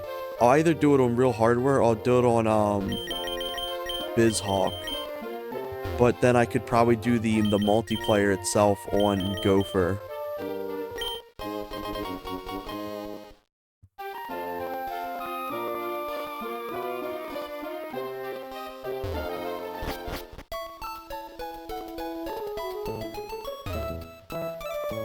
I love that this Pokemon Center is unique for this one specific location, and that's it. Alright, let me get some actual Great Balls. There we go.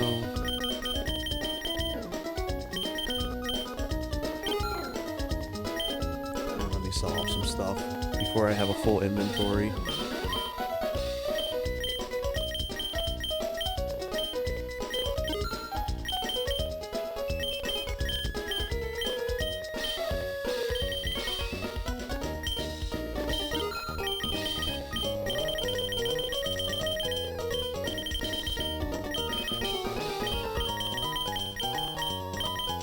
I just saw something I wanted to get rid of. I guess not. But yeah, I think that'd be really fun to do. Let me see if I can get a few people in to play some casual DK64 multiplayer.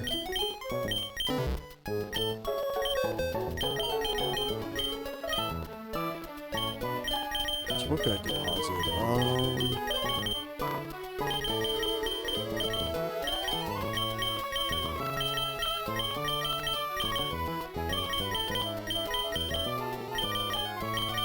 I think that should be good for now.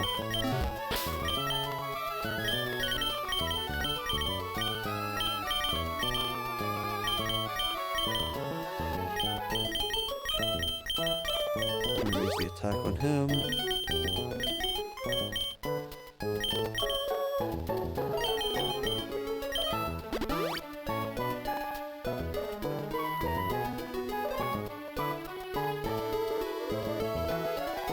You gotta run way worse than G on real hardware. Oh yeah, absolutely. The reason why Perfect Dark also runs like absolute shit on real hardware is they don't load stuff by portals. They don't load it by if you can see it, if it loads. It's loaded by chunks. So instead of it being like, if you looked at a room that has a window, you only see the geometry that has the specific, geometry behind that window, it'll load that entire room behind it too. So a lot of places, especially Lucerne Towers, runs like absolute dog shit.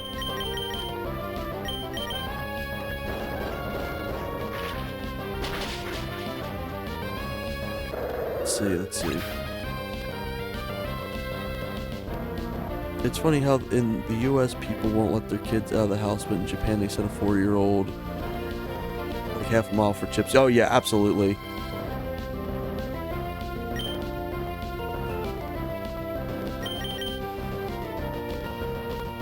Yeah, Pokemon really is just that, huh? It's like, yeah, you turned 10. Get the fuck out of here.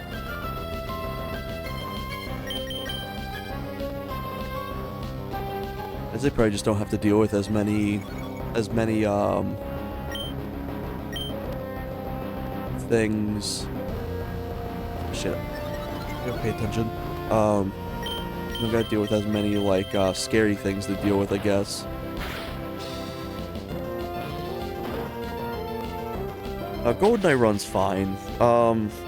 It's actually one of the more solid frame rates for a shooter on the N64. Gex 64.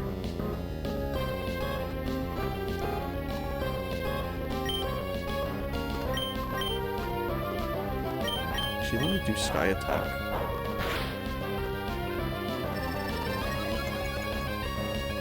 South Park 64, yeah, that game.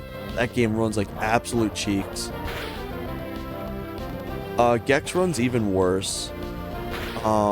Because it doesn't have the same, like, it's extremely high quality, but doesn't have the same backing of being able to make the game run better as like the original Rare team would have, so a lot of sections just run significantly worse.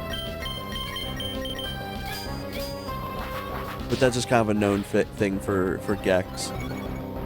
Like if Rec had like an entire team and funding to be able to do stuff, he'd be able to have like a good like it'd be able to run fine. I do love that the fact that there's technically two different Gexes. There's Gex the Gecko, and then there's Gex, which is GoldenEye X.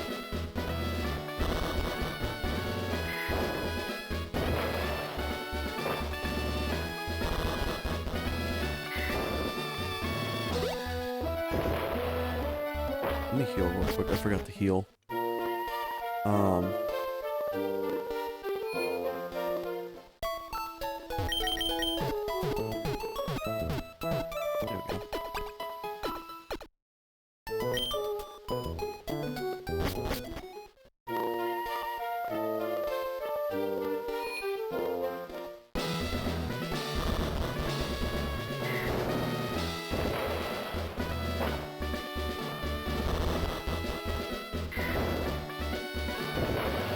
But yeah, just due to the fact that like GoldenEye X kind of just doesn't have the same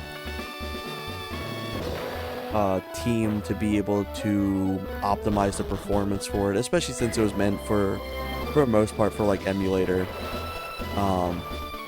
That's kind of why it runs the way it does.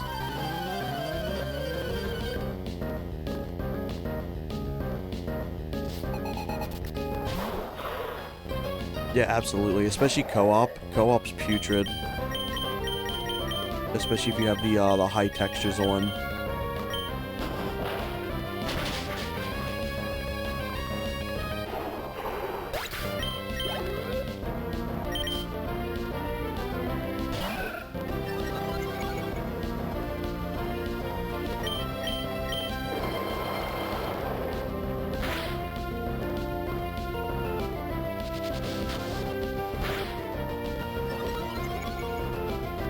Oh yeah, the fact that you can like shoot out all the lighting and everything like that, and like the reload animations, and like the pain states, everything like that, it's so cool. I don't think someone will ever make a Nintendo 64 creator. Like,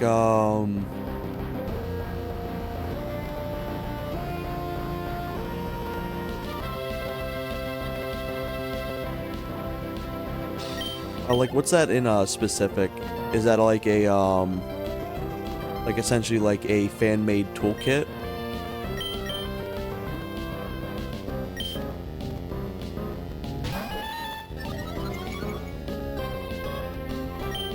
That'd be really cool. Like if there's ever some sort of like fan-made toolkit that's available for that, that'd be really cool. Because I know there's one for like the Game Boy and stuff. But the way Nintendo 64 is, it's a very funky console. It's got a lot of like really weird backwards coding issues and shit like that, which made it a little bit of pain for even people back in the day to work on. So I can only imagine how hard it would be to get a fan-made like open source creator for it. But I wouldn't be surprised. We're starting to see a big revival of like Nintendo 64 styled games. So I wouldn't be surprised if there's somebody that would be really into doing that.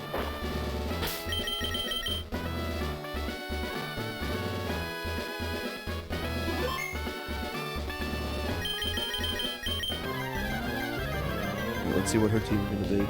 Also, I have it too, that all important trainer battles and such, they get one extra Pokemon. You can actually make it up to where they're always guaranteed to have 6, but I figured for my first run, I wanted to have it kind of basic. So, I only had it where they get +1. Because on top of like doing DK64 and Perfect Dark stuff, Pokemon's going to be a franchise I go back to a lot to stream. I think having a Pokemon game in between everything is a nice little like refresh. It's a nice way to kind of just chat and like not have to really pay attention, quote unquote, to like the game. So I can just have fun chatting and like coming up with fun stuff to talk about. Ooh, yeah, absolutely. Pokemon Stadium's on my list. Pokemon Stadium's such a fun game. That was my main Pokemon game up until I had Pokemon Ruby. I was really big into Pokemon, but I just never had like a handheld console for a good chunk of my childhood. So like the games I did have was Pokemon Snap, Pokemon Stadium, Hey You Pikachu, and then I had like a bunch of random throwaway toys that had like, they were game enough. You're the game child.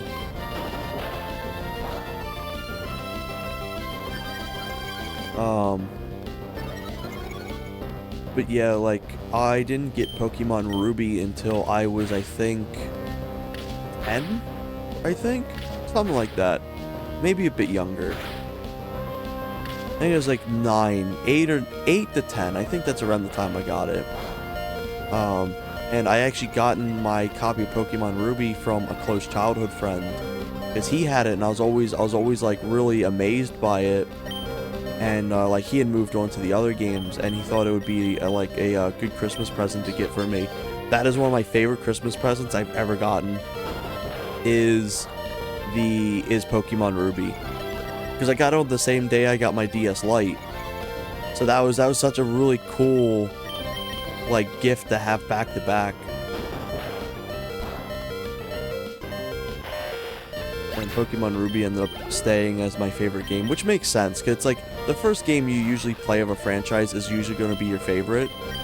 Not even if it's objectively better or anything, just because you have like the most nostalgia playing it. In the grand scheme, Emerald is significantly better than Ruby, but I just like Ruby so much more because it's like I grew up with it. Best DS model, not counting 3DS. I would probably say the DSi XL.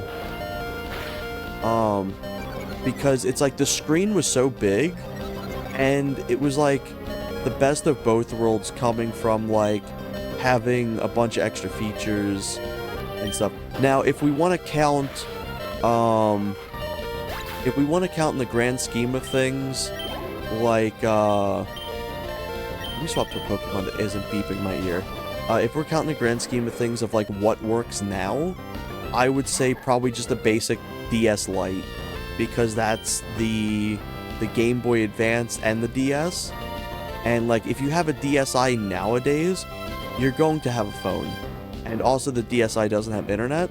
However, for the time, the DSi XL killed it. It was so cool. It was one of my favorite ones I had. Like, that DSi XL was unbelievably cool.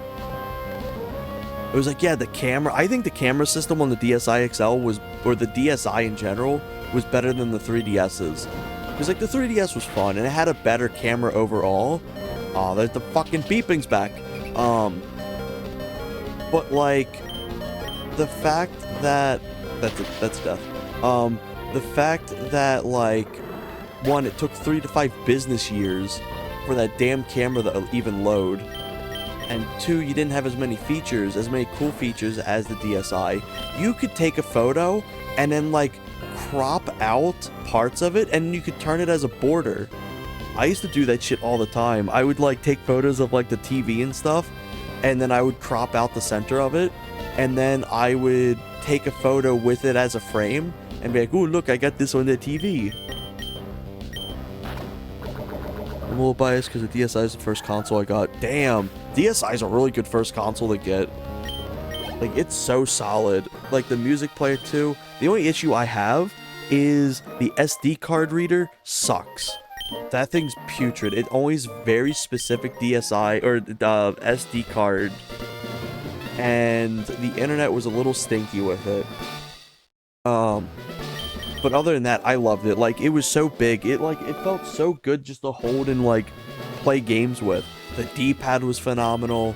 The lighting options were really good. There was the introduction of like the home menu and everything. Let me see.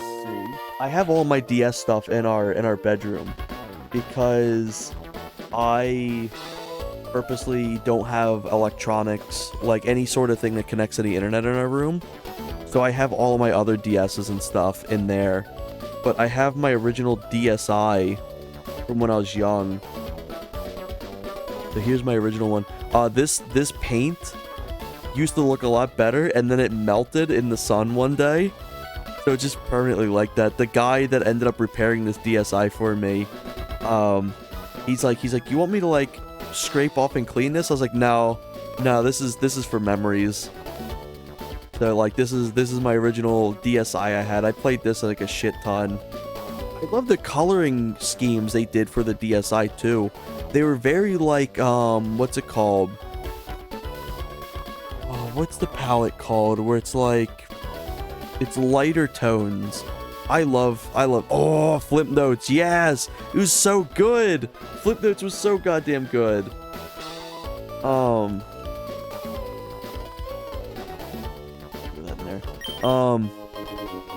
But I love the DSi so much.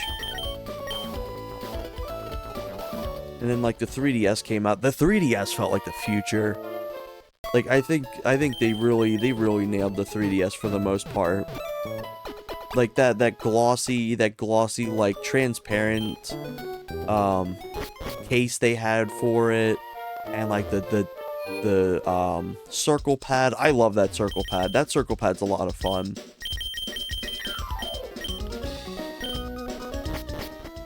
But I loved Flip Notes. I used to fuck around with Flip Notes so much.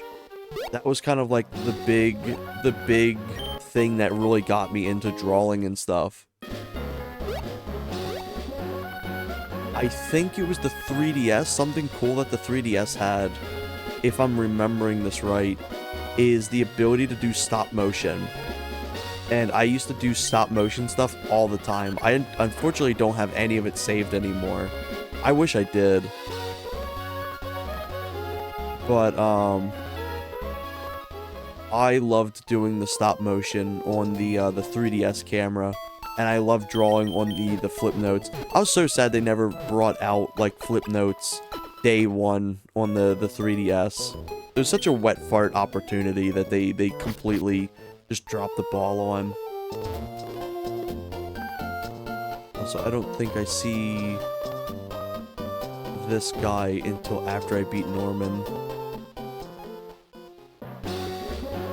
Once for Christmas, my aunt gifted me a 3DS game, but I had no 3DS. That sucks.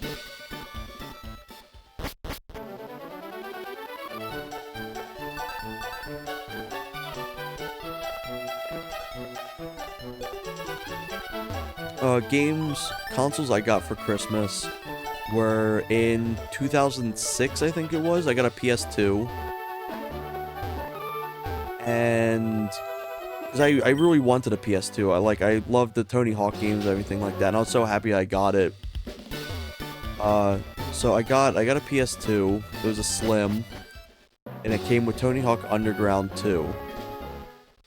And then I got the Wii. I got a Wii as a Christmas gift. After I got okay, so in timeline order, I got a PS2 in 2006, and then it was either 2006 or 2007, and then a DS Lite in 2008, a Wii in 2009, a DSi I think it was either on my birthday or something like that in the next year, and then I got like an Xbox 360 in 2012 or 2011, And then I got a Wii U as a gift. I'm trying to remember what other games I had at the time. But the Wii was so much fun. The Wii was like the biggest step into like, wow, this is the future. Despite it like performing worse than like the PS3 and Xbox 360. But I didn't have those, so like to me, the Wii was the future.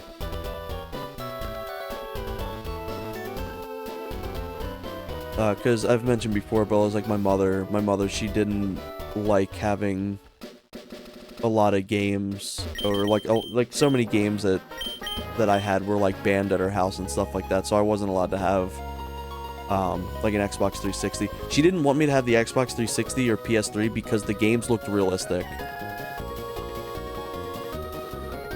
So her scaling for how she viewed games being banned was very all over the place.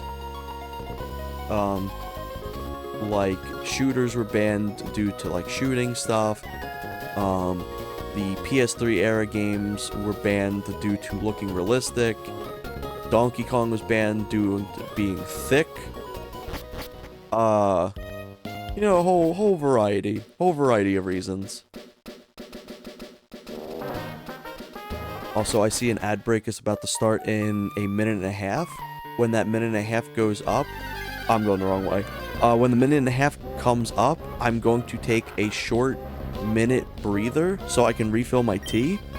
I'm not sure if you can hear it, but my voice is starting to get a little hoarse from talking.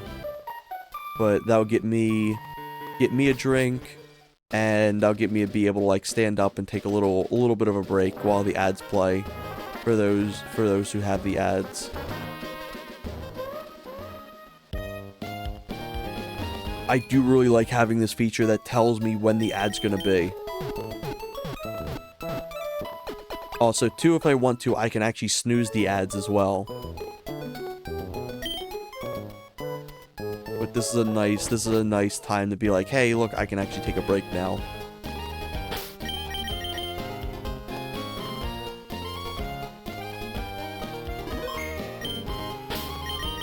Do a quick little recap of what I've got. Let's see if the egg's close to hatching at all.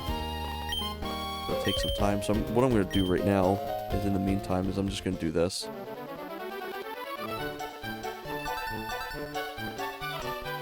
But yeah, I love my Wii. I ended up having water spill onto it, and it kind of borked the system, which makes me sad. So I lost all my original Wii stuff.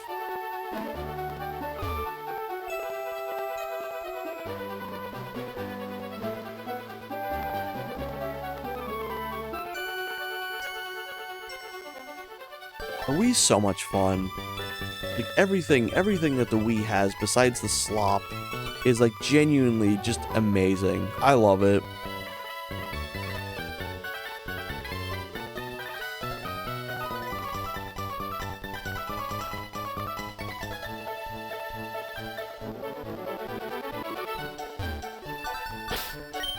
Let's see, how much farther has this gone?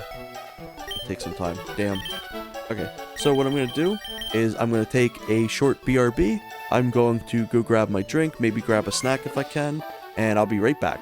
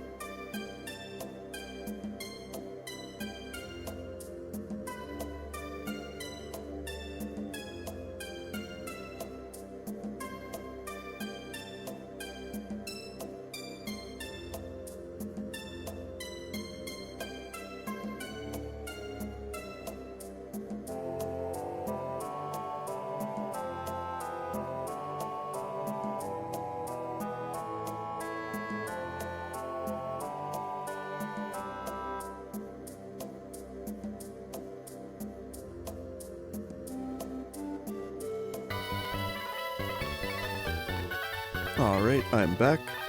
How do the streams not kill you? I am like a professional yapper. I just do not have the ability to shut the fuck up. I have always been big into chatting. Like Adzi can attest to this. We've spent like 16 hours before in a voice call. And like I never really lost any energy talking the whole time. But yeah, I also just don't really sleep much. I sleep for like 2 hours and then I'm like completely back up and like ready to go for like another 20.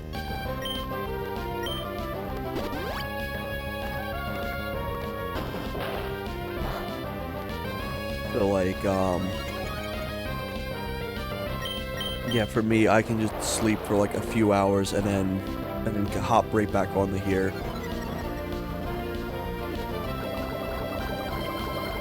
Usually what I'll do is I'll take like a few naps throughout the day. So like, I'll do my shift at work, and then I'll come home. Maybe I'll do like a stream, and then I'll sleep for like an hour or two, and I'll get up. I'll do like some at-home stuff. Maybe I'll go shopping, just random things. Catch up on like house cleaning stuff, and then maybe do like another stream, and then take like another like 2-hour nap. And then like I either sleep for 1 to 2 hours or I sleep for 10 hours and there's like no in between. Yeah, for me, I can just keep talking like forever. It's a blessing and a curse. Yeah, so my spouse is, they can only talk for like so long and then they're just kind of like drained. So they'll see me. I'll do, like I did the 8-hour stream. I did the 8-hour stream with Donkey Kong 64. I then I went on call with friends, chatted with them for 5 hours. Then I went to my job, which most of my job is just talking. I then chatted the entire time at my job, came home, did another stream where I was chatting even more. And then I went to bed. And they're like, how the fuck do you just have this energy? It's like, I don't know.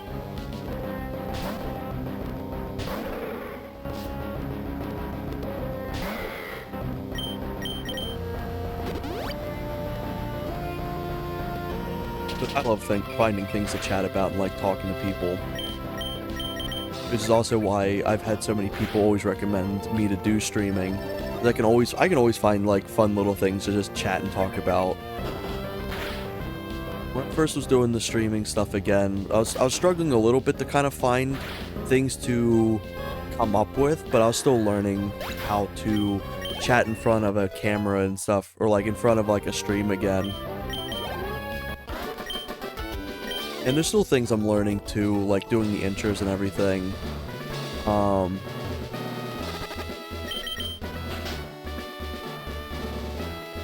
like, I'm really happy with how far I've come. There's one random Google search led me to watch 18 hours of your stream. I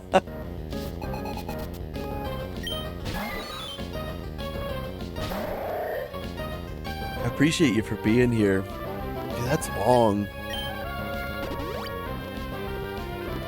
Yeah, doing the DK64 streams and everything like that. Like I really enjoyed that. I think moving over to Twitch was such a positive impact for my streaming.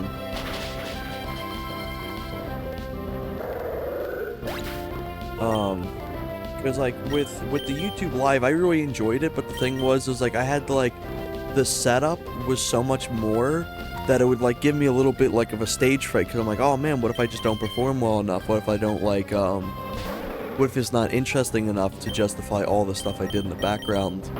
Where like this, I can just be like, you know what, fuck it, it's Tuesday night, I'm gonna throw up a stream. I don't even have to tell anyone I'm streaming. I can just throw it up and do it. Which I usually always try to send out notifications, everything like that. But if I really wanted to, I could just be like that, could just do that. Yeah, I'm gonna have to head out. My computer's about to die. Good. Sounds good. I appreciate you for being here. Hopefully your computer doesn't go full, like, meltdown on you. And if I don't see you for the rest of this, I hope you have a wonderful rest of your day. It's always good having you to talk to. Look at the appers. Apologize. Yeah, I could definitely understand. Yeah, you take care. But yeah, I love finding things to chat about. For me too, I'll always make sure that, like, I'm not the one that's, like, doing the primary. If people want me to be the primary speaking in, like, in a chat, I will be. But I always try to make sure that everyone gets a little bit of, like, speaking room.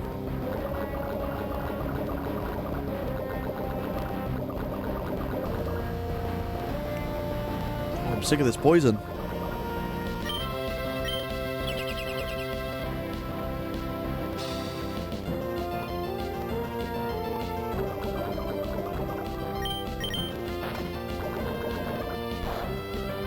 Just get him out of here. There we go.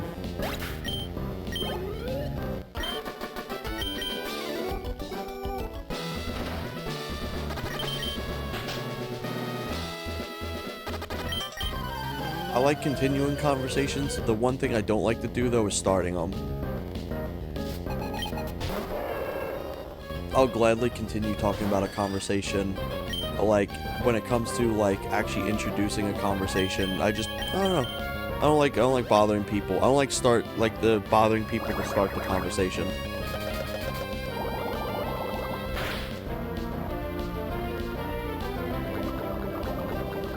There's very rarely where I will push to do the conversation first. Not even because I want to, like, avoid talking to people or anything like that. Just like, I just don't know how to start it.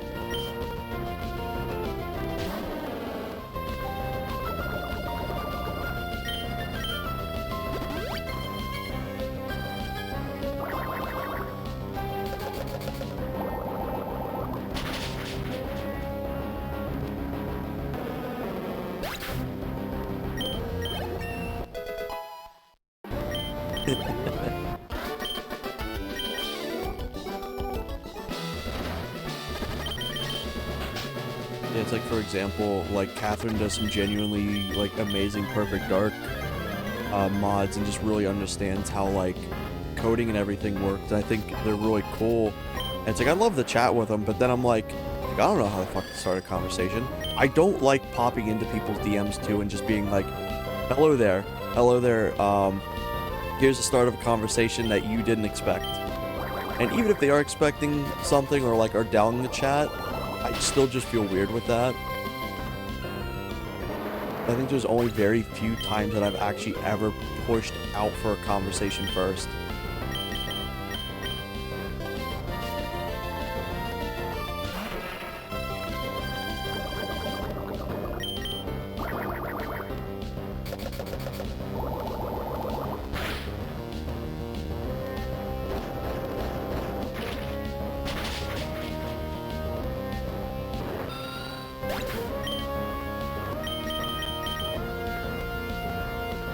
So I'm already banking on losing this fight. That way it justifies me getting some more XP fighting the other side of enemies.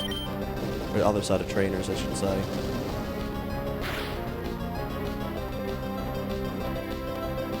This one's flying.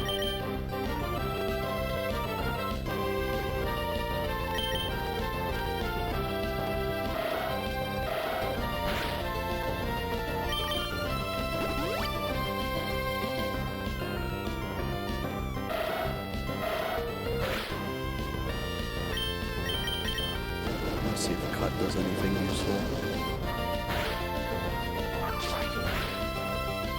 Okay, cut does a little bit more.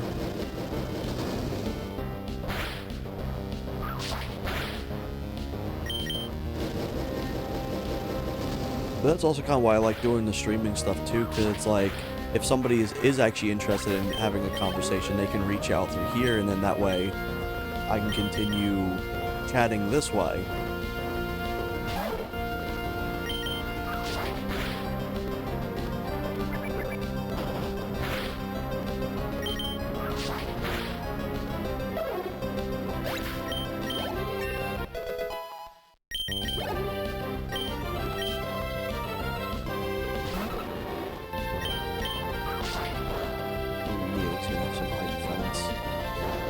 Ooh, that may actually make him. Okay, cool.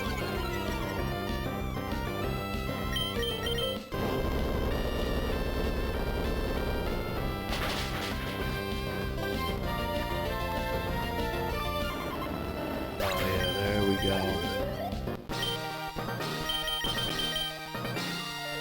The Dark Knight.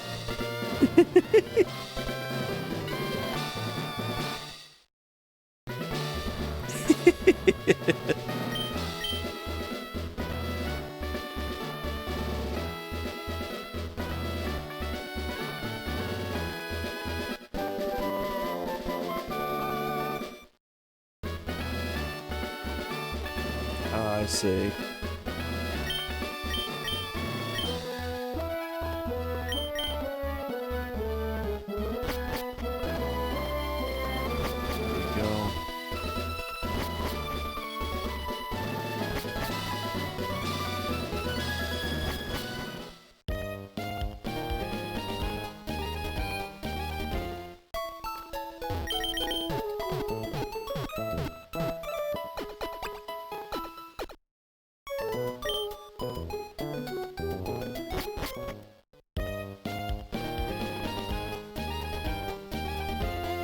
Now I should be able to get Surf coming into here.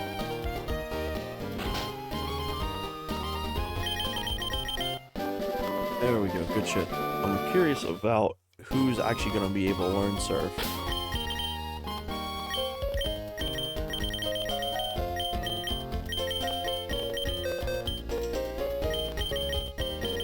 Funny enough, the fish can learn Surf. What's the stats on this thing? 65 with 95% accuracy. That's a little gross.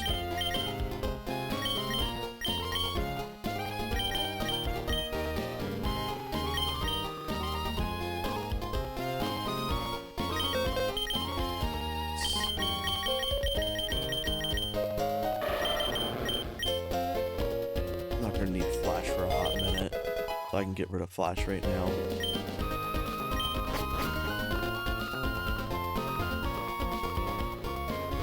Actually come into here. Get this item. Here we go.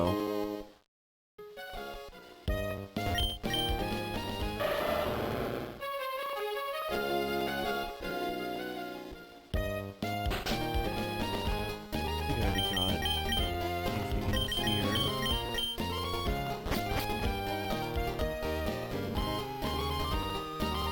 Yeah, that's fair.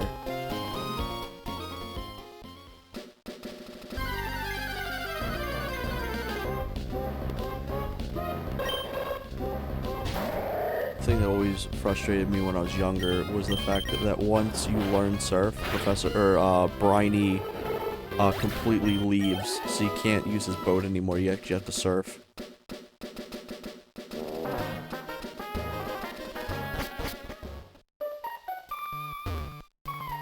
Yeah, that's completely fair. Also, let me collect these items while I can think about it. I think there's like, what, a Pokeball in here and a PP up if I recall.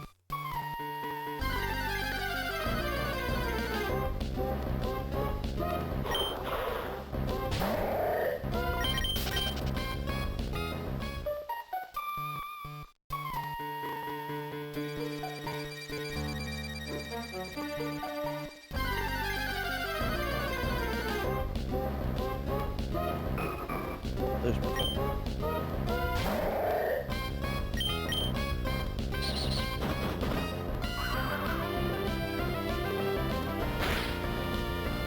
Yo, Aries!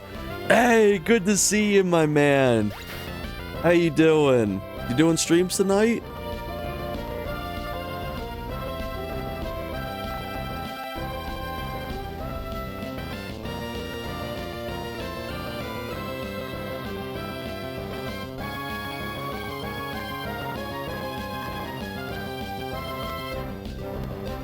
Playing stream, good shit. How you doing? I'm doing pretty good.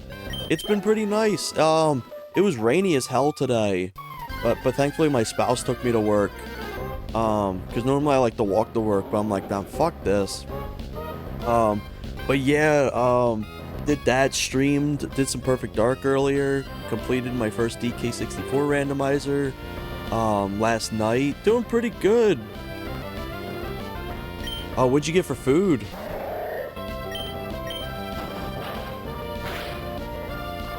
Shit, you not, I just grabbed a snack, and I got some, like, granola. Oh, yeah, it was supposed to snow here.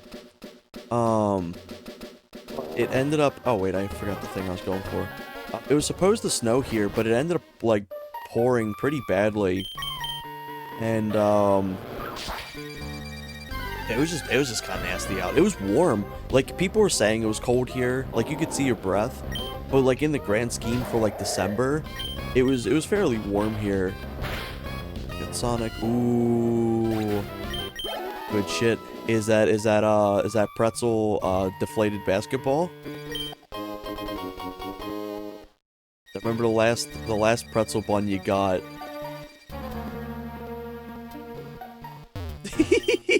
Oh no. Oh yeah. Good shit. It's like he done deflated my pretzel.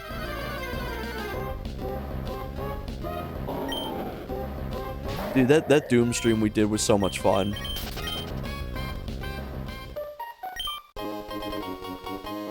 Oh, what you thinking of streaming tonight?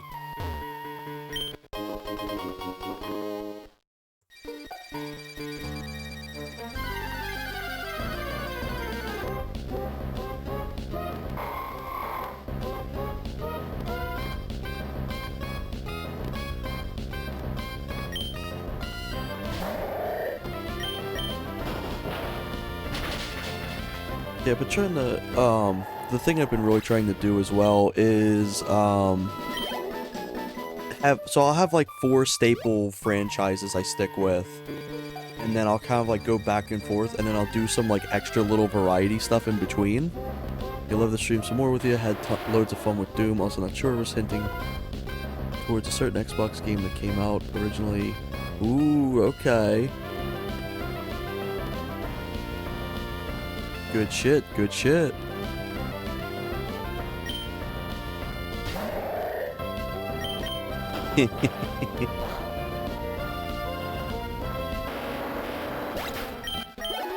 But yeah, I like having these like these Pokemon games to play.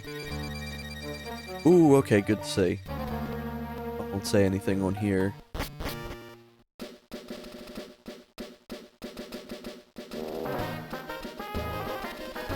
Ooh, good choice, good choice. I like having the Pokemon games kind of be like an in-between breather from like games I'll be more that are like quote unquote like more intense. Because one, Merc and Draven really like this like Pokemon playthrough and stuff, so that's fun to be able to play. And then also being able to just have something that I can just, I shit you not, I'm not even looking at the game, it's on, I'm looking at it with my left eye, and I'm reading chat on my other monitor with my right eye. So I spend most of my time just reading the chat, and I like this. I really like being able to just have a game that's playing in the background, and I can, like, chat and have fun meeting people and stuff like that. Random Pokemon games, loads of fun. I love it. It's so good. Look how tiny this thing is. Little half-chub controller. This thing I paid $10 for. This is genuinely like one of the coolest controllers I have. I love this thing. It's so sturdy. Like the buttons are really nice. It's, dude, trust me. I have bad wrists. Like Adzi will know because I actually helped Adzi get the wrist strap for his wrist because he was having a bad like issue too. This doesn't hurt. I'm very surprised that this doesn't hurt at all. The Joy-Cons hurt more than this controller. Because, like, personally, I don't really care to have controllers that don't have grips. Usually, if I want a controller, it's gotta have grips. I don't like them without the grips. But, like, the way they round the edges out, yeah, exactly. The way they round the edges out feel good. Now, also mind you, I'm not using these triggers. If I was to use these triggers a lot, like when I did with the Doom playthrough with these, they hurt. These hurt having your fingers bend up like this, because you can see it here. Like, that hurts. That shit actually hurts.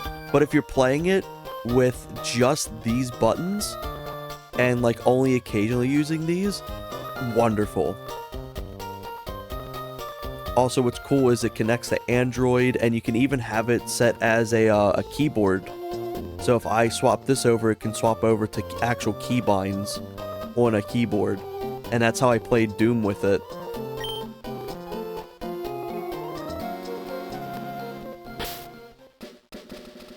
Oh god. I played through Doom 1's, like, first 2 episodes with this. I ended up doing episode 2 more off stream. Because I did a little bit on stream, and I was like, you know, I'm not really feeling the vibes with this today. But I did episode 1, and it was a lot of fun. And then I played through Super Mario Bros. Remastered twice with this. The response times on this controller is better than any controller I've ever had. I'm not even joking either. It's instantaneous. I was able to do backwards jumps in Mario and Super Mario Bros. That's the game I always do my D-pad test with. Like how we have like Super Mario 64 to test like the joysticks. I always test my D-pads with Super Mario Bros. Like games. Because like I was able to flawlessly do reverse jumps with like no issue. Like every death I did was just me being like, that was my own fault.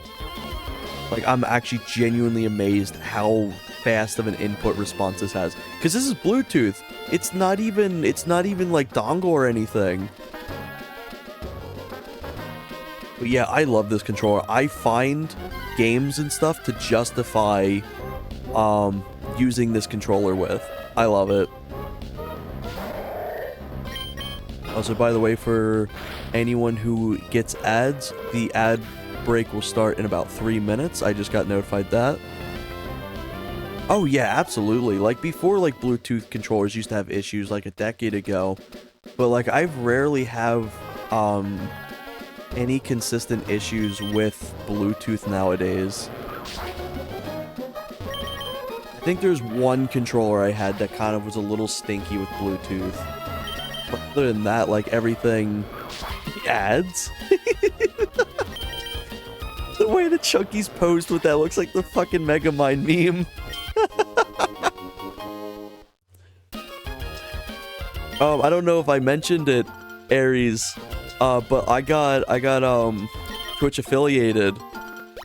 It was during my Donkey Kong 64 randomizer stream. I had like just a bunch of people show up, and they were chilling for like the entire stream, and like I just heard a bunch of like a bunch of noises going on in the background because I don't have anything. Now I have it, so like if there's a new sub and stuff, it should appear on the screen.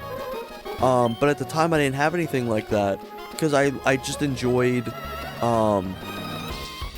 just like not paying attention to it. Just think like, because it's like if you see that there's not many people, maybe you like will kind of be like, oh, maybe there's nobody really here, so it's like it's pointless to talk. So I have it all off my screen and stuff. But it was like I checked the thing and I had like what 15 people or some shit. They were just all cruising, they were chilling. And I had a lot of people like chat with and like have fun with. I'm just hearing like these dings in the background. I'm like, what the hell is going on? And I look, and sure enough, it's like, Twitch reached out, and they're like, it's like, oh, by the way, you're enrolled for affiliate now. I got like, I think it was like 27 followers then. I completely smoked everything that was required. Like, damn. People really like the DK64 streams, which is good for me because I love Donkey Kong. But yeah, thank you. Like, I did not expect to get it because, like, what? I've only been streaming on Twitch for like a week, I think. So, like, the fact, like, to be fair, I've been streaming a lot. I've been streaming, like, nearly 2 days, or 2 times every day, because I stream in the downtime that I have. So, like, oh, dude, you want to know something embarrassing? The fucking randomizer. I set up the randomizer. Also, let me know, let me know if the ad appears for you. But I had the randomizer. I set the randomizer up to be really simple. And I was like, okay, this is going to be a randomizer to get started with the month. This is just going to be a randomizer I can just cruise with. Like, it's just going to be a nice and easy one that's going to have some things just to get people accommodated to what the randomizer can do.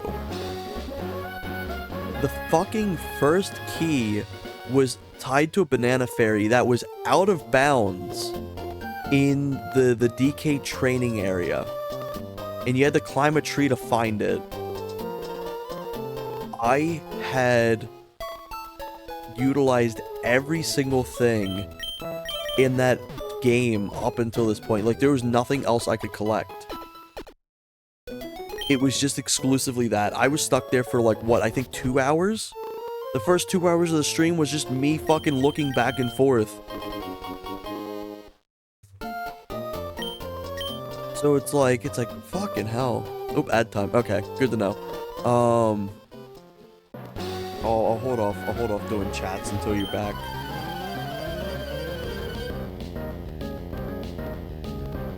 I'll get some of these little battles done, because I gotta go into the wall water area.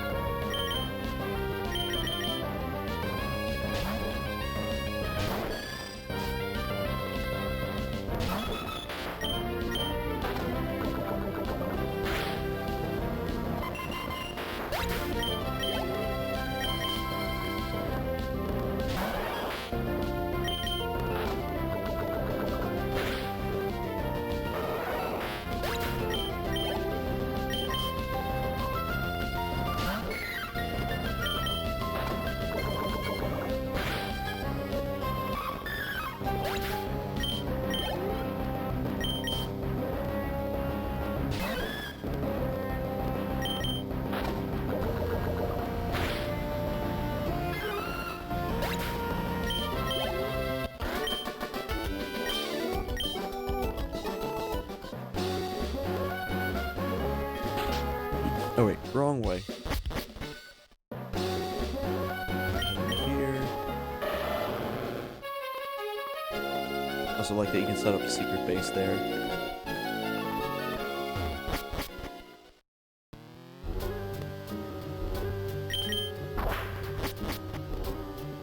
This music's really cool. I love this song.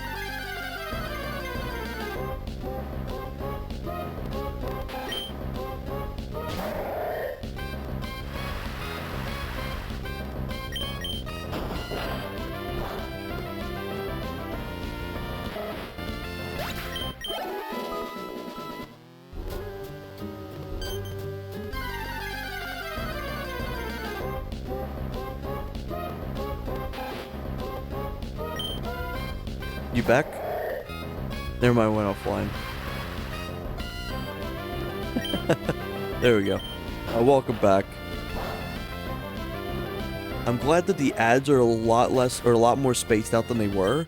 Dude, Twitch was, like, butt-chugging a shit ton of ads at once. My first 2 streams with the affiliate. No matter what I was setting, it was like up an ad every like 4 minutes, and it was like a 3-minute fucking ad.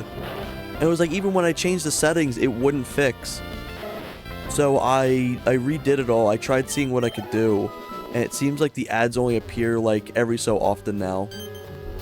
Oh, I was looking away.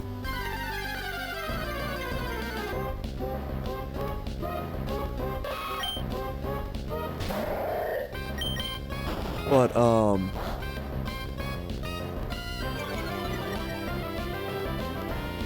Yeah, I've been trying to do like two streams every day if I can, because they're not like the longest. The Donkey Kong 64 was the longest one I've ever done, which was literally 8 hours. But I usually try to do like 2 to 4 hour streams. That way it's just like I can go about my day, and like it's not like you're just sitting here the entire time watching this playthrough if you want to stay invested. Oh, you're back now?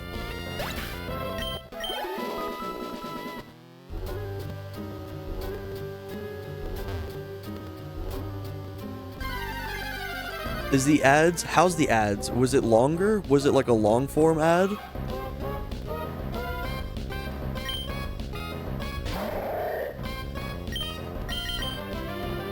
I keep using this attack. It's not strong against them.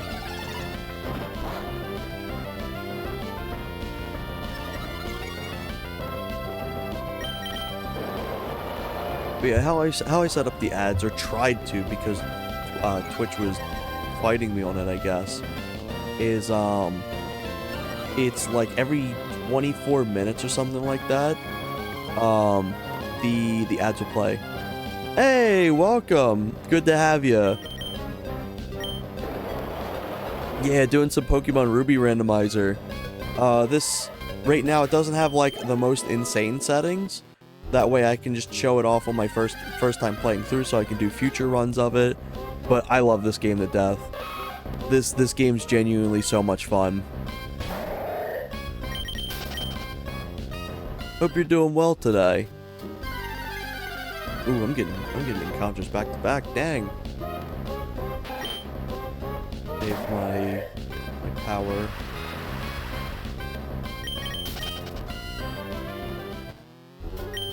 There we go. Got an escape rope. Good shit. I love the music in this area. It's so ominous. It feels like it would fit more like a desert area, if anything.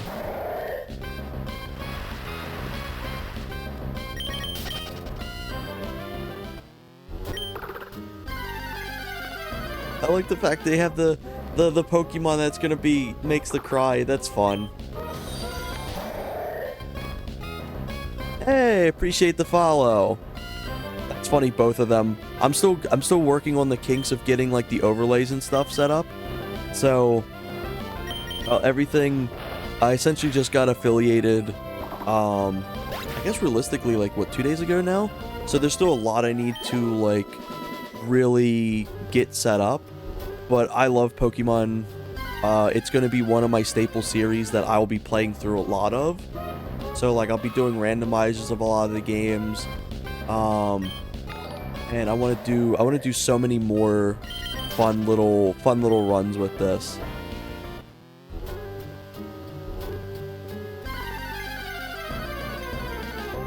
Thank you, I appreciate it. I really like this little tube TV setup I got going. I ended up making this overlay months before I started streaming, and I really loved how it turned out. Right now it's yellow for Donkey Kong December. Pokemon Red and Blue, I've not played it as much as the other games. I think they're really neat, but if I have to pick like a game to play through a lot, it'll always be like Pokemon Ruby. Really? Huh. Let me change this up. Let me get some repels if I have any. I do not have any repels. That's the entrance.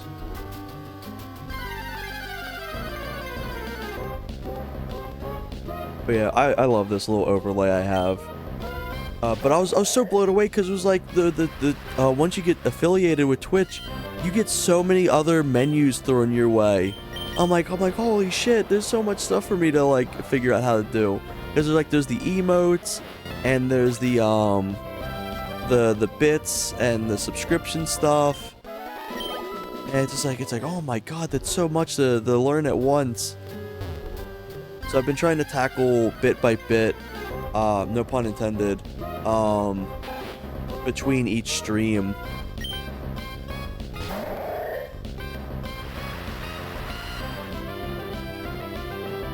Funny enough, I think I can actually disable that one browser that does the default hearts, since the other one appeared. Because when I first got my first affiliate stream, I was having issues where it wasn't appearing, but it turned out all you have to do is unlink your channel from the like the Streamlabs and stuff. But yeah, generally for this randomizer run in particular, how I have it set up is all the Pokemon in every area is randomized, the trainers are randomized, the all the important battles get one extra Pokemon, and then I unfortunately didn't have items be randomized. I wanted to have the moves themselves have randomized types, but I ended up setting it that the Pokemon themselves have randomized types. So that's a little bit of a thing I gotta remember for next run. Hey, welcome back, Adzi. But yeah, I hope everyone's day is going really well. It's been really nice for me. Adzi! Just cooking dinner. What you making?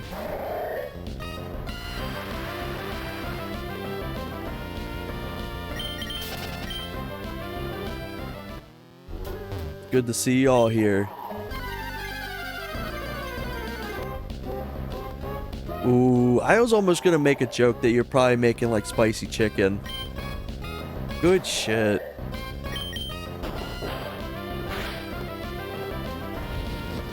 I ended up having, what's it called? A Jinso chicken at work today. That shit was so good. It's so funny because like people never really know what Jinso is. And the best way I describe it to them, I'm like, think of it as a diet General Tso's. It's like, it's not, I don't think it's, yeah, I think it's like Jinzo, like the second one that you said, kind of similar, I think, but don't quote me on the spelling, I think I have it wrong. I think it's kind of similar to like General Tso's chicken, or like sauce. But, oh, it's so good. Every time they're like, oh, I'll have people at work, like, oh, what are you eating? I'm like, oh, Jinso chicken. They're like, what the fuck is that? I'm like, think of like diet General Tso's. And like, oh, okay. Like, they immediately know what I'm talking about. Because it essentially does just taste like a, I'd say a little bit spicier. General Tso's like sauce. It could be, yeah. It's very specific sauce. Let me see if I can find it. I know, right? I can't like walk 2 steps without having an encounter.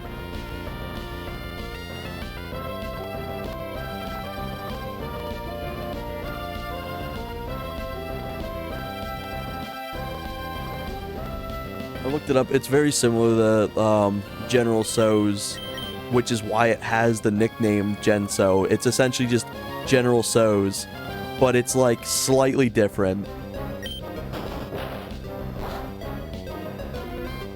Oh my god, these Rattata have like aura too. I want to catch this one. I got aura too because like they summon rain underground.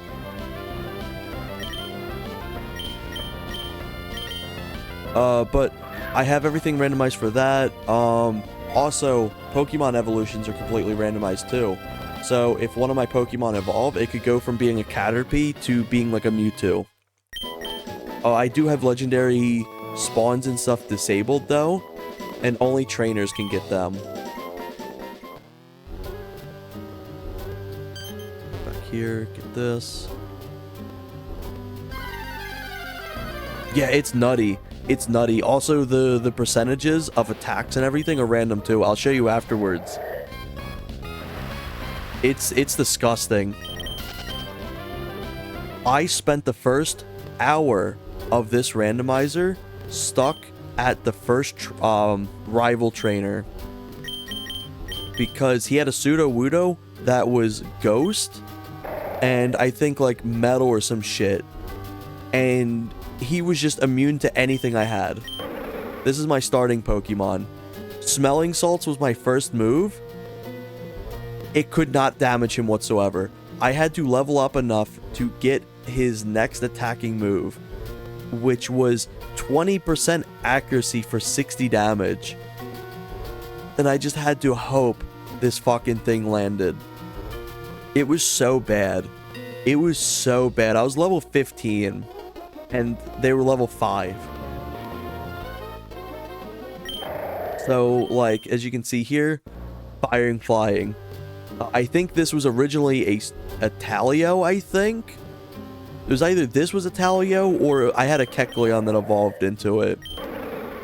But Relicanth was my starter. Check out these, like, these stats.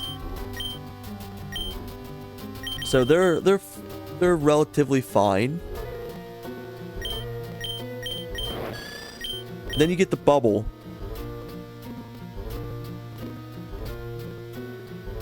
185 power.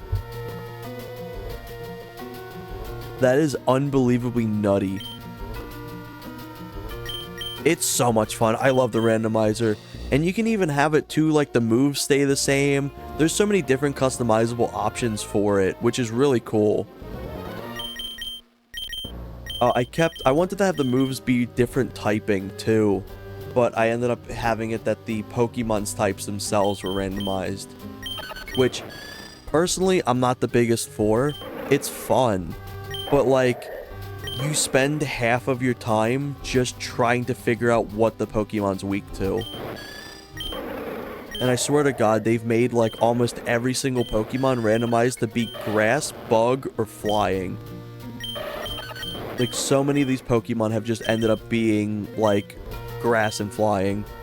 I wonder if I can search it on here. Type. Do grass. Maybe I should have done,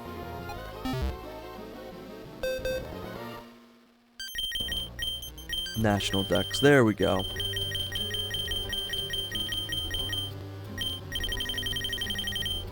You know, I'll start with flying first, because I swear to God, like, every single one of these is, like, flying. Like, there's so many Pokemon. Like, these are just the ones I caught alone that ended up being flying. I've been trying my hardest to get fire. I got lucky. I got lucky because the Swalot is fire type. Let's see. Search grass, National Dex. Yeah, like almost so many of my Pokemon ended up just being grass and flying. Because I don't have that many actual Pokemon. I only have 18. Which is like stuff like Pokemon I've caught and like evolved. Ooh, a Azumarill.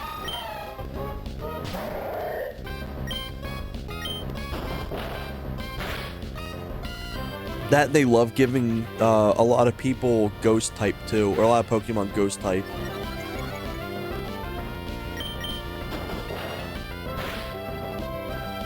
So I think for the future randomizers as well, I'll probably not have the Pokemon's typings. I'll double check to make sure that their typings aren't randomized, because it just kind of makes the game slow down a lot. Because I'd be like a good chunk away farther from this if I could actually know what the typings were. That being said, it's still a fun mode to have. It's still fun. I'm sick of this damn Rattata. Or Rattata. I love the randomizers so much. You're shitting me. Could always catch a Nidoran too. Let me see if I can catch him. Oh, it doesn't affect him. Okay, so he's like, what, ghost? Oh, understandable. Understandable.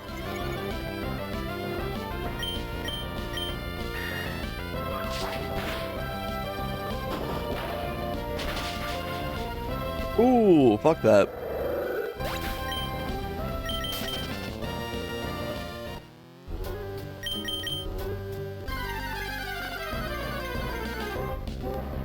I wanted the items to be randomized too, because it's always fun. It's always fun finding like a random fuck-ass like master ball on the ground.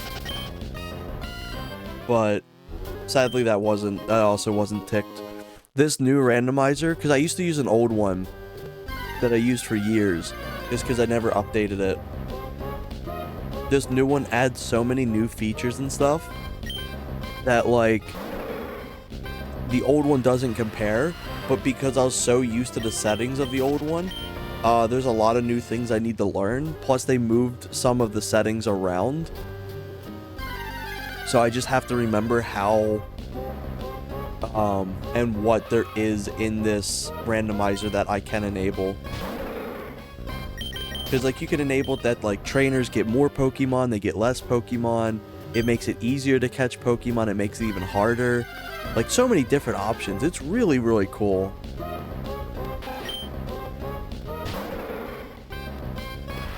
I think you can even do ROM hacks too. I think you can randomize the ROM hacks as well. Something neat too is this specific... Oh my god, I'm sick of this. I'm going to use the escape rope. I'm getting the fuck out of here. Something really cool too is you can use sprites for trainers from other ROM hacks. I think there's only like a handful right now, but I think you can add even more if you really want to.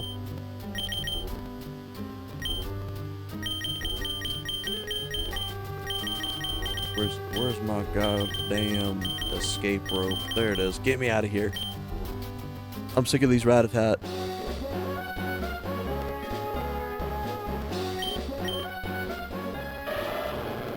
Oh, so there's a cave in here that only has Sunny Day, if I recall. Because it's based off of some sort of like Japanese folklore. It's either in this or it's in Emerald.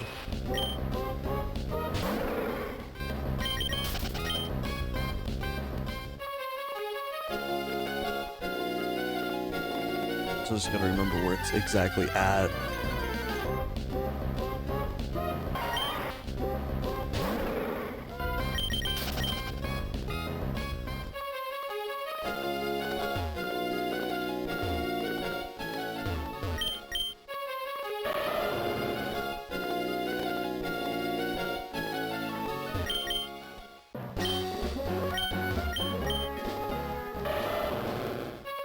Feeling it's only an emerald. I think I'm misremembering. It's somewhere around here if it is.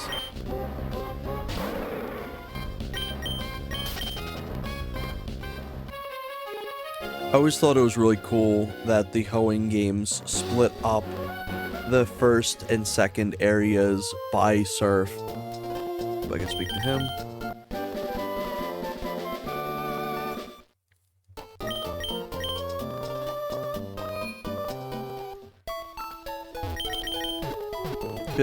At this point, the second half of the game doesn't really loop back to the first.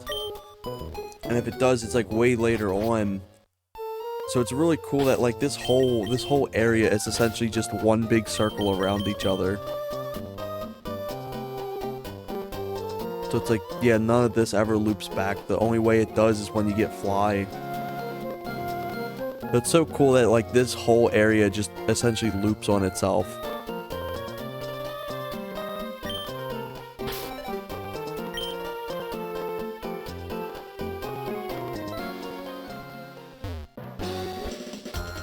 I didn't even realize I haven't faced him yet.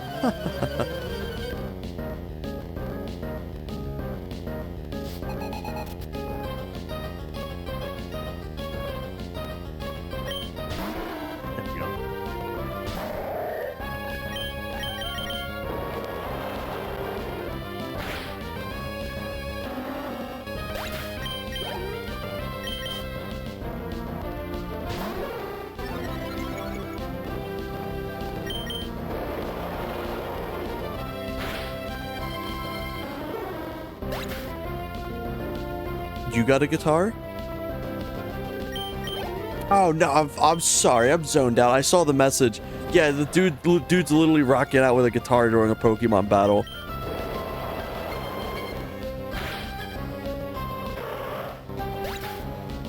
Like, I was looking directly at the screen, I just saw it on the side, and I thought you were asking if, like, I did or, like, you did.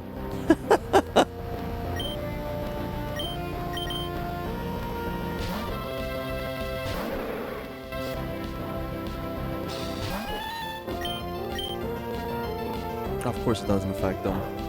That means he's ghost type.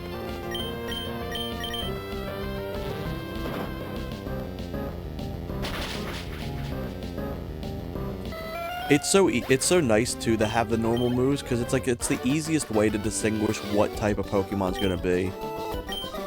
Yeah, there he is. Giga Chad. What's he say? He's strumming to be squeezed, I guess. Congrats to him. Ooh, double battle. I'll be taking this opportunity. Also, where is this sitting? Sounds like it's about to hatch. I'm curious to know if this Pokemon's gonna be good or not. I hope it is.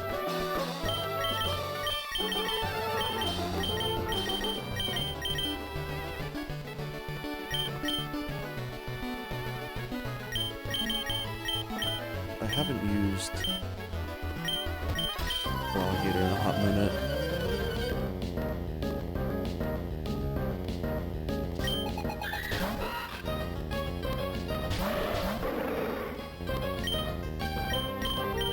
Viper voice, and then...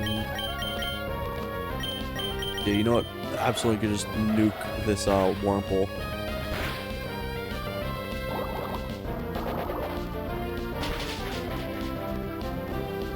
Never mind.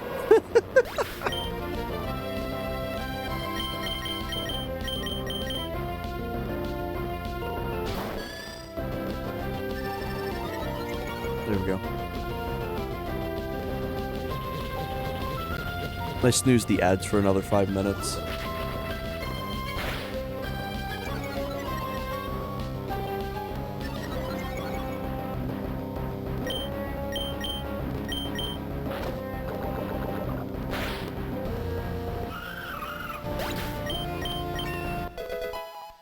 Ooh, good shit.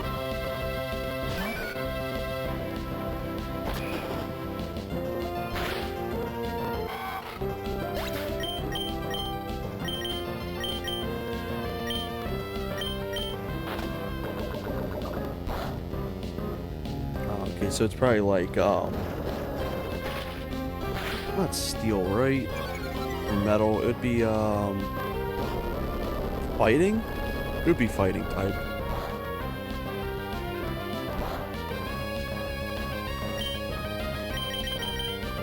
Whatever it is, it's not going to survive Bubble. Be a 185 powered move.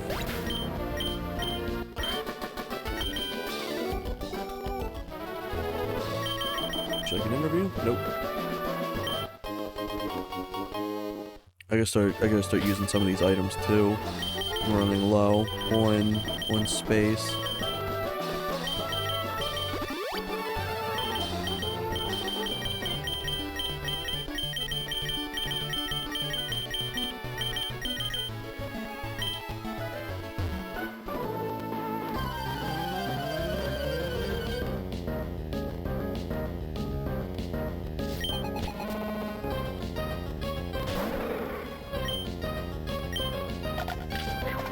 Oh.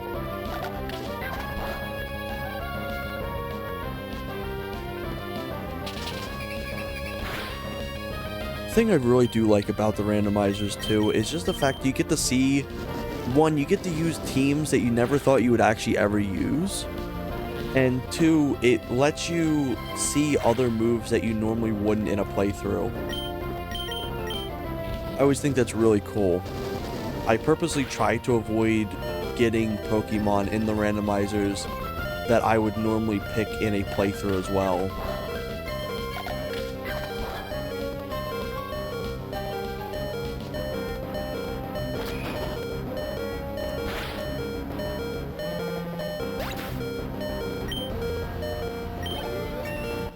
I do wish the randomizer had a way to mute this this beeping. Something cool is it has quality of life features as well. You can run indoors. The text is always at the max speed, and like a bunch of other really cool stuff.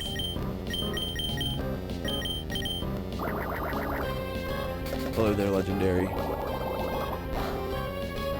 Oh wow, that bubble didn't do shit against them.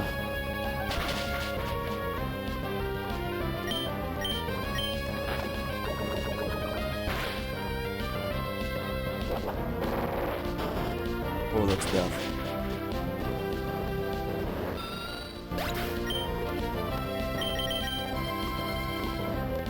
Get him, Merc.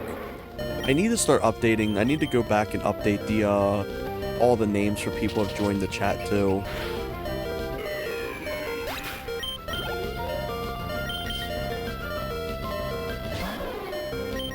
Celebi.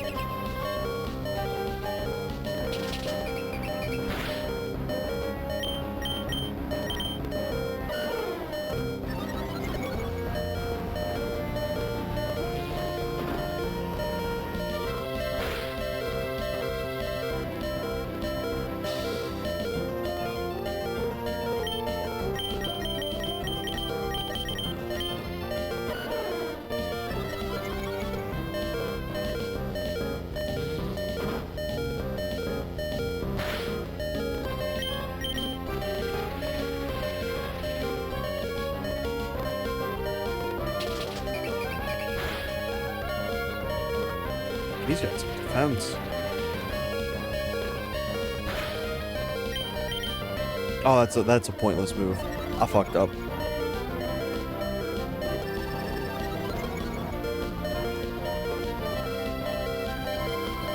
Also, by the way, for those watching and receive ads, an ad is about to start broadcasting out in about 3 minutes.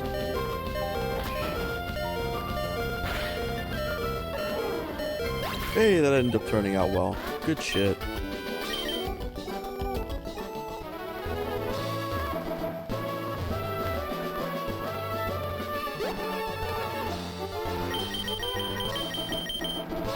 You guys still have the default settings on for the ads regarding like if you're subscribed, the ads go away and stuff like that. But I'm also fully fine with like use an ad blocker. I know Scott was helping people out the other day on getting like the ad blocker stuff for it.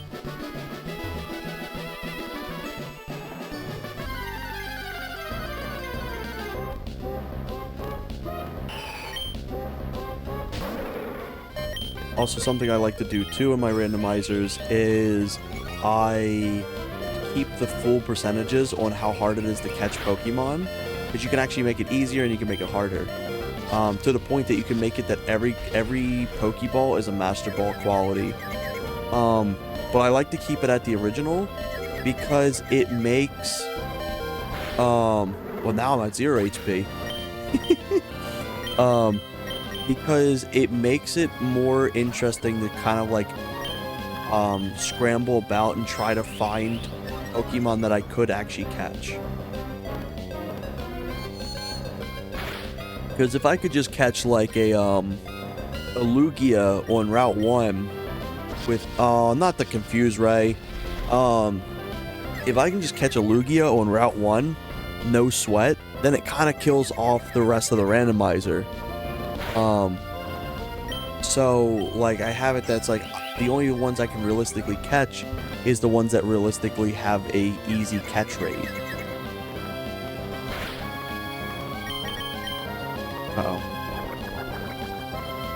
Turned into soup.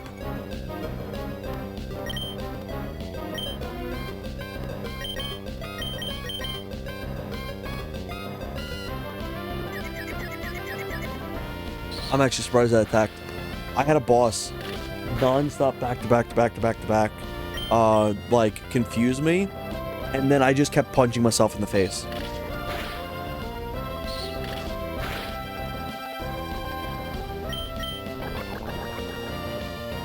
I was kind of hoping this would poison so I could attempt to catch him.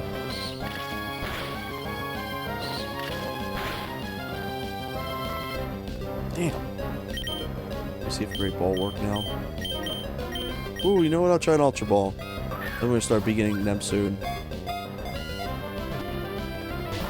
Diabolical.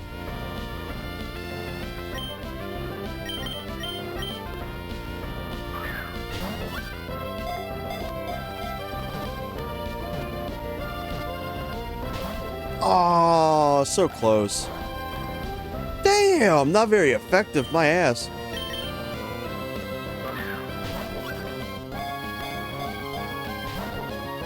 Okay, I think he's just gonna be a little bit of a nightmare. I don't think I'm gonna be able to catch him without, like, a status effect.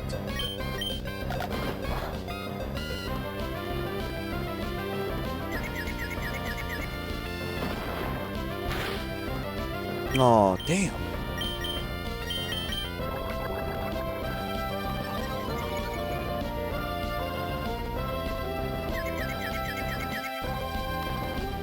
It looks like ad break should have just started.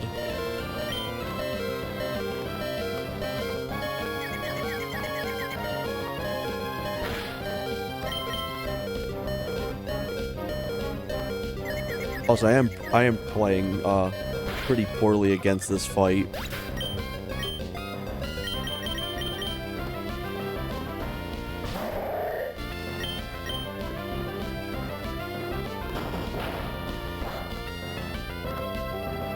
That should definitely be catchable.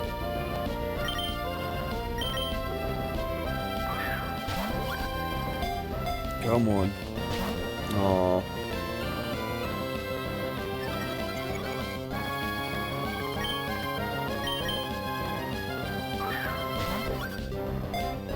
I like that my microphone's been picking up me pressing the button. Let me move this a bit further away.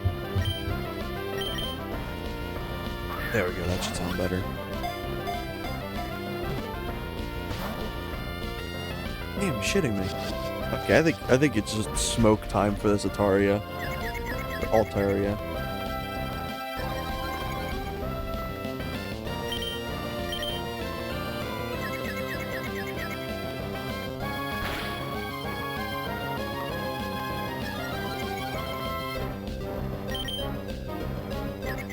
Another reason why I want to catch Pokemon too is because the more of them I catch, the more I'm able to actually see what their typing is.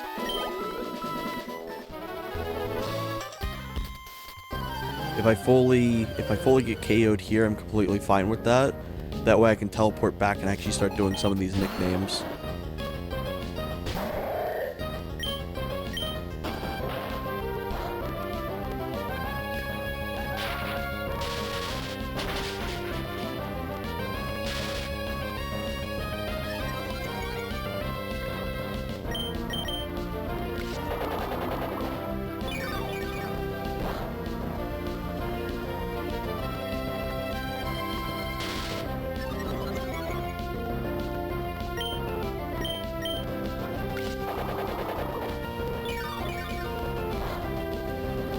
Okay, it looks like the ad break has ended. Cool.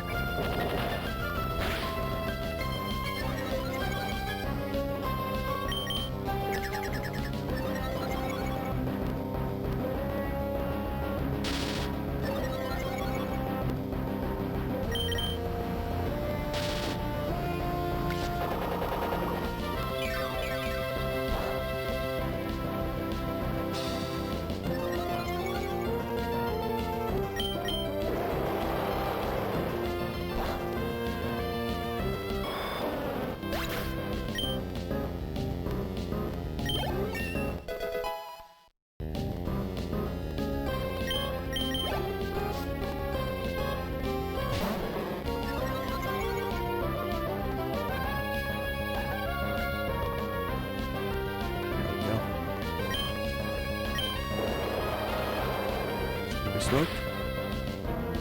Hey, it's a smoke.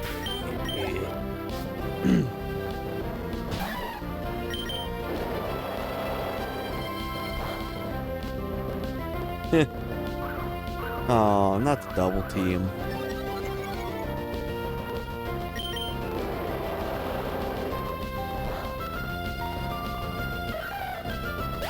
Thankfully, I have the next 2 days off of work, so I'm really happy with that. I got some plans today, but like later tonight, I also don't have plans, so I'm going to be streaming some more.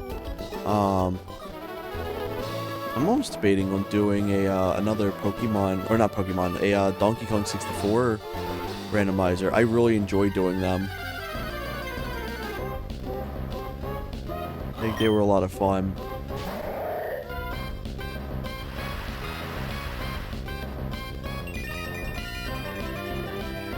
With it's Donkey Kong December, I can justify doing as many randomizers as I want on Donkey Kong December.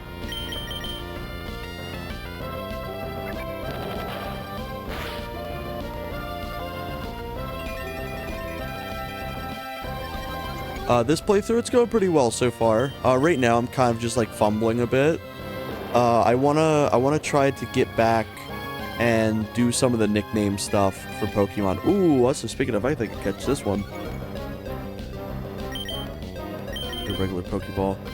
But yeah, this run's going pretty well so far. I've already gotten through the halfway mark, which is like when you get Surf and you're able to explore the other side of the map.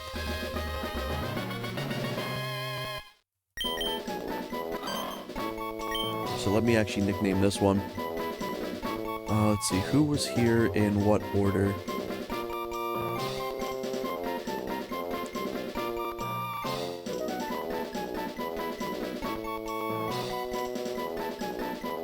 Okay, so it looks like Aries, and then it'll be Churro after that.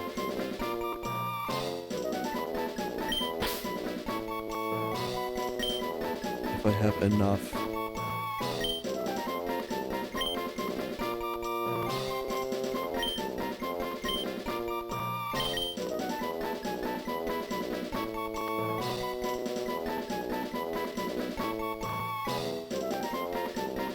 Yeah, it sounds good.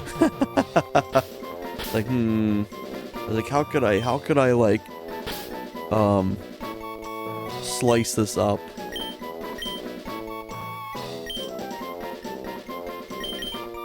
There we go.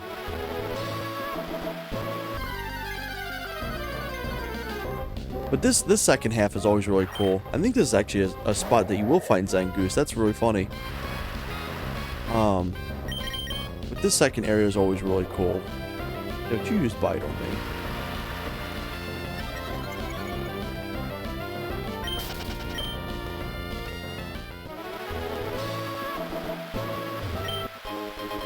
This is like where they started definitely going more creative with the areas too, cause it's like this is the area that like first introduces rain, and after this has like the water that has like the reflections on it, which is really cool. I just remember being wowed back in the day. It's like, wow, they got like reflections on the water and shit. Like, that's really cool. Like such a fun little moment. I think that's for the most part the only area that has the water, and I'd say it's like the second half gets more interesting stuff. But like I'm also forgetting to mention about the desert and the volcanoes. It's kind of like you get to see more of like the more water-based areas on this section, where like the first half is like mainly like dry deserts or like dry volcanoes. Ooh, is it? Did you coat it in like the absolute like spiciest shit, or is it just like did you get it like a sauce, or is it like a spice?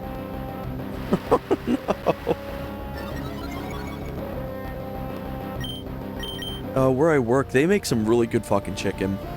And, but their buffalo sauce is just, like, nuclear. Like, holy shit. It'll just obliterate me.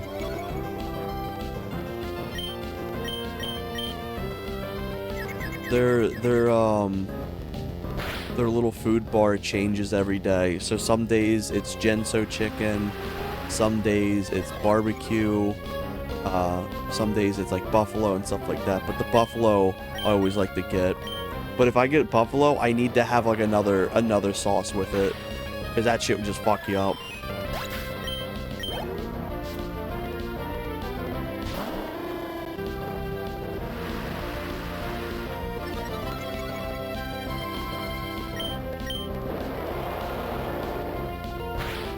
Many spice.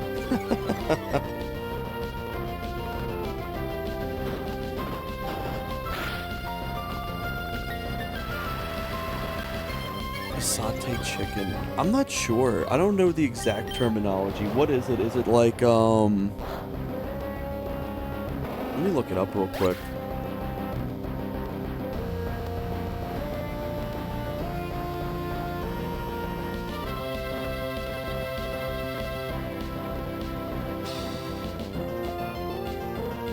I don't think it is. It could be, but where I live, it's not really a thing.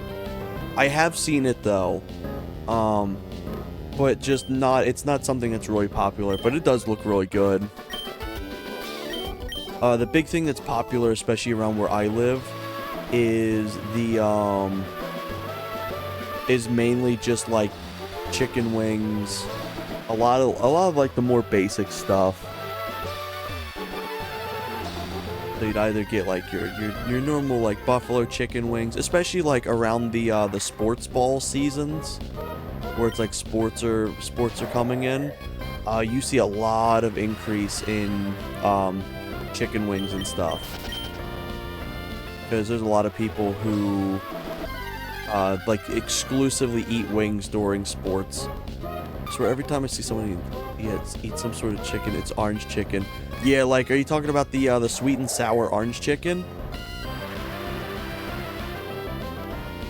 Yeah, that's good. I like it. It depends though. I definitely. Oh, I was hoping I was out of range.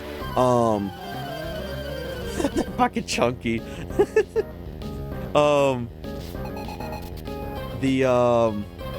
If I have too much of it, I start getting sick of it.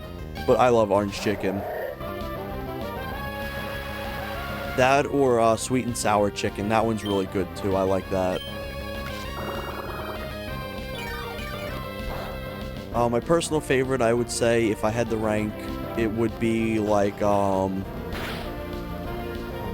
would it say? Like probably like buffalo would be at the top, followed by like a Smoky Mountain barbecue, and then you got like sweet and sour chicken. I'd say sweet and sour and orange chicken are tied.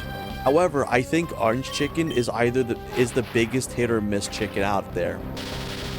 It's either really good or it's like putrid, and there's no in between.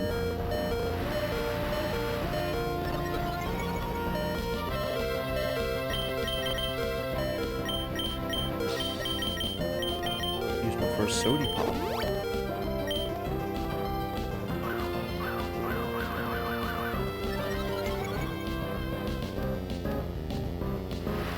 But,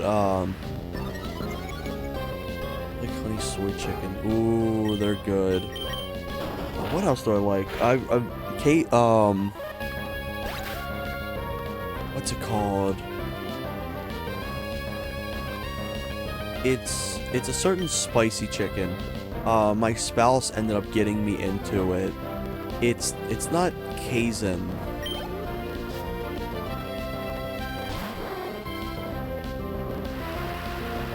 What is it? It's like some sort of like spicy chili pepper, like a sweetened chili flavor. That one's really good. I love that one to death. It's so fucking good. I kinda want some now. Fuck. But it's so good. Sweet Thai chicken. Oh yeah, absolutely. There's so many good sauces. Like, holy shit. I can't even begin to describe how much I love chicken.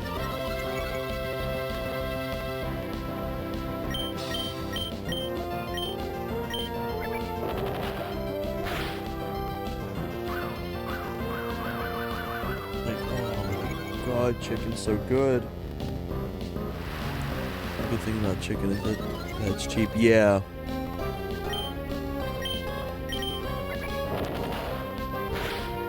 you can get, if you want, I'll always recommend it, like, retail stores have, like, you can buy an entire cooked chicken for, like, $4. It's wild that you can just get an entire fucking chicken for that cheap.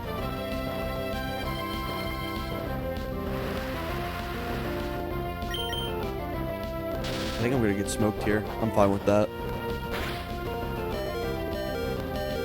It's funny that I, originally was purposely kind of like throwing to teleport back to the old Pokemon Center. And then I was like, you know what, I'm gonna give it a chance, and I got smoked.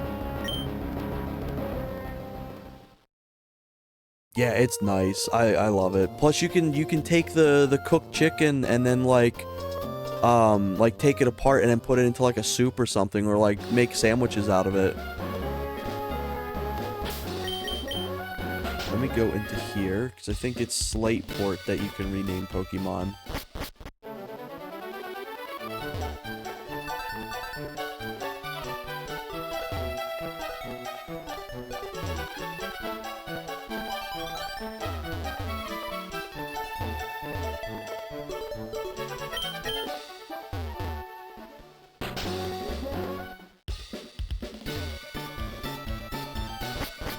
We're gonna do some grocery shopping today, I think, and I'm definitely gonna pick up some. I'm also thinking of Pizza Hut. I think I want to do some Pizza Hut today if we can. Here's the Pokemon nicknamers.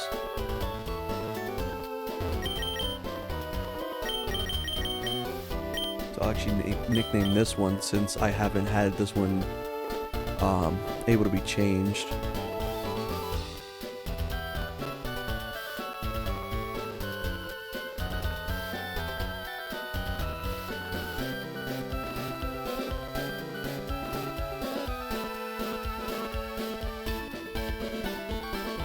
Here we go.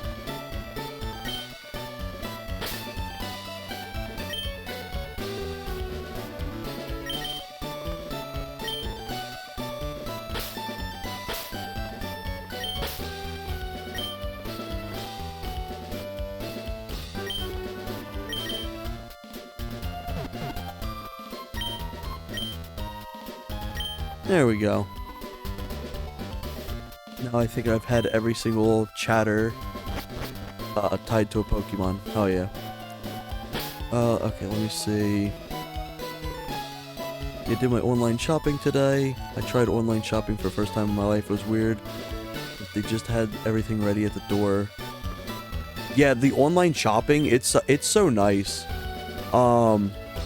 Because like what they're trying to do here is they're trying to make it that a lot of in-store shopping is kind of reduced. In the next 10 years, they want everything to be online only.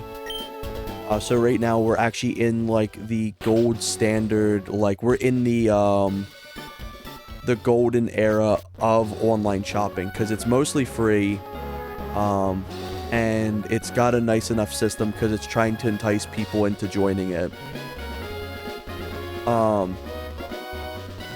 It's so nice because it's like you can just have your shit ordered, and then like 2 hours later you can show up at the store and they just load it into your vehicle. But like Walmart wants to purposely reduce how many people are in store, so they're purposely making the in-store experience worse to utilize the online orders. Yeah, it's so weird feeling for the first time, right? You almost feel it's like damn, I've been spending like all this time like shopping. It's just 30 seconds, like show up, 30 seconds gone.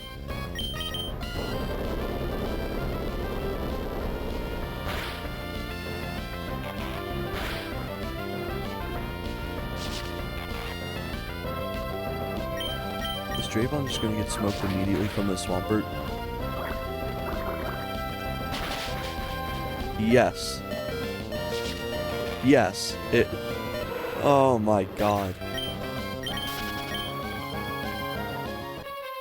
But yeah, it's like usually we spend like a good amount of time doing like shopping and everything like that. It's just like, what do you mean it's already done? So we do half and half.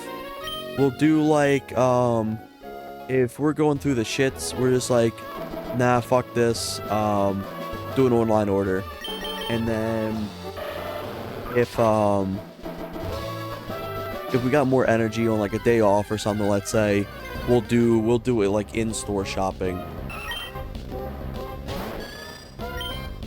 Because in-store shopping still has its benefit too. Because like, let's say you want something, like you want eggs or you want produce.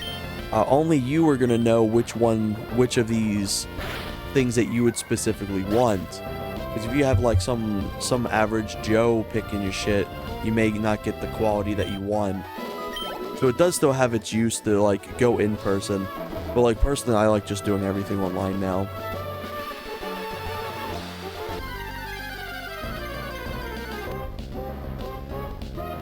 Yep. Yeah, they do that here too. That or like some stores, if they can't find the item that you want, they'll actually increase the price range to get you something to match it. Yeah, they've done that shit here too. It's nice. 'Cause it's like, oh, we didn't have this specific, you wanted, let's say, great value strawberry jam. We didn't have the great value one, but we have Smucker's, which is like a $3 increase. Here you go. Just like, damn.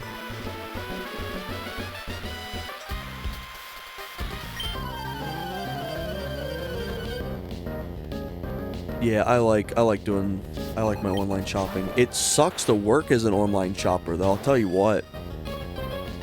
But it's really nice. Where I work, they only have one person that actually does the online order picking stuff. So I know they're usually going through the shits with it. Yeah, I fully recommend doing the online orders because it's so cool. Cause it's like it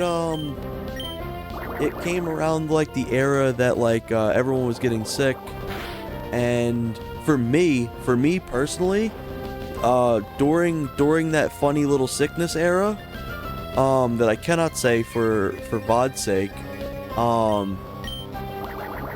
I was fully disabled. Like my back was fucked up. I couldn't even get out of bed.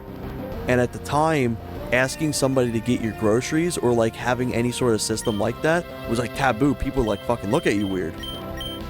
Like, oh, what do you mean? What do you mean? What do you mean you're gonna ask to have like your stuff delivered to you?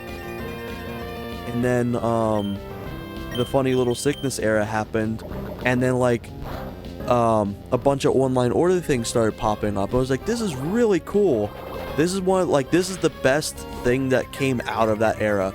There's not much that did come out that was good, but like out of everything, that's like the one good thing.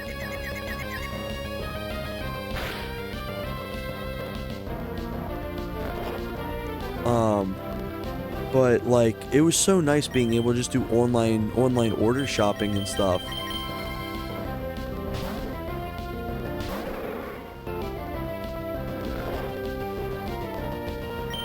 Where my spouse works, they actually fight over who gets to do the online shopping for them. Because my spouse is like one of the hardest workers in that store, to the point they're a manager now. So like everyone's always excited to do their order and stuff.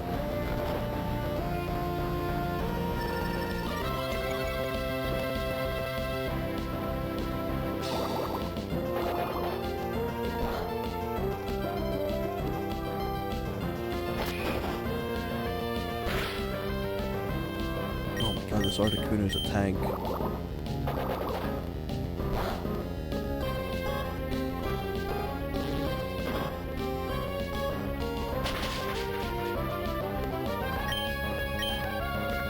Oh my god, I'm sick of the rest!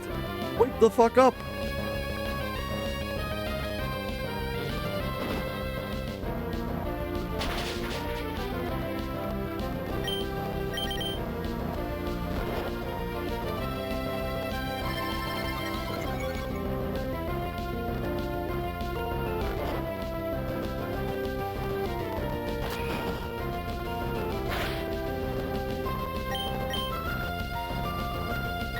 Oh my god.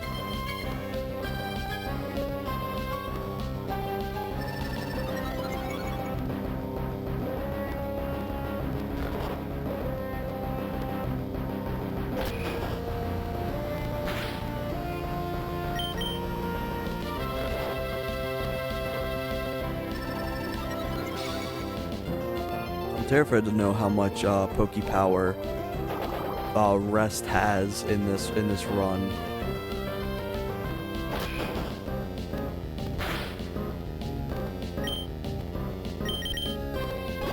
You are a bastard. Oh my god, this is the worst fight yet.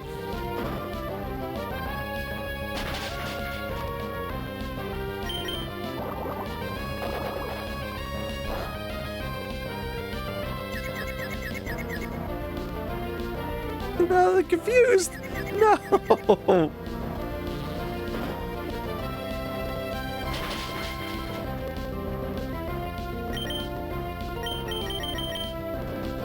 Oh, Chura's gonna get like one-shotted because Water Pulse. I just realized that.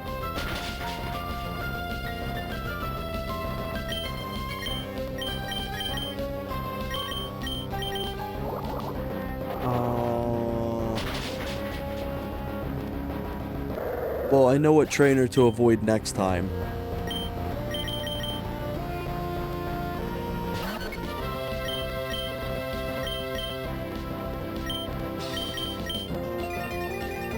Oh wow, you got another move.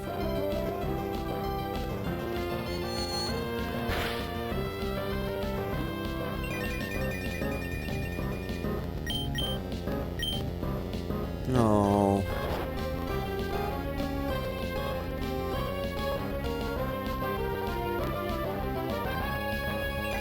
Also, by the way, for those who receive ads, there's another one coming in 3 minutes. I do really like the fact that that shows up for me.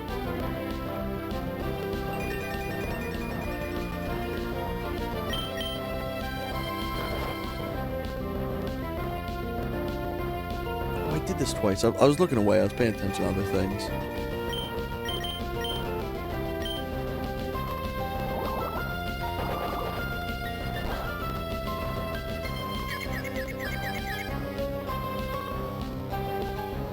If the Water Pulse ain't gonna kill me, it's gonna be the Confusion.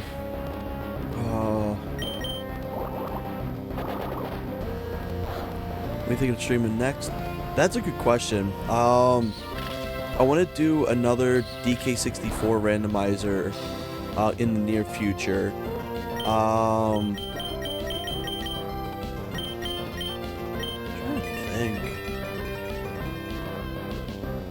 Oh, so that means, yeah, this Articuno's Ghost.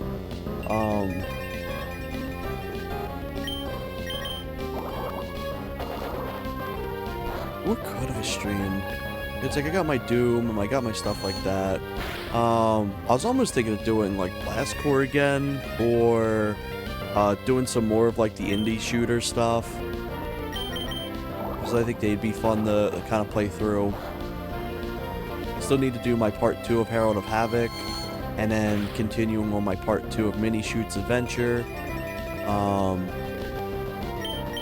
I think I got like another series going, right? I think.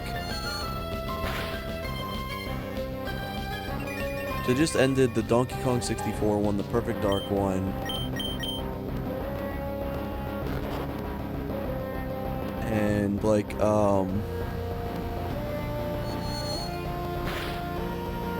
what else did I do? I'm not sure. I'd probably say like maybe Donkey Kong 64 or another Nintendo 64 game next.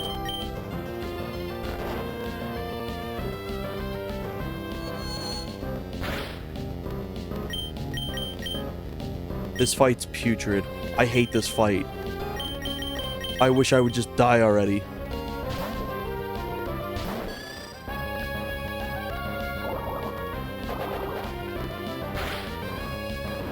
Okay, that's one down. I'm fine with taking an L on this. I'd rather take an L if it means that I don't have to deal with this shit again. Yes! Heal! I'm not sure though.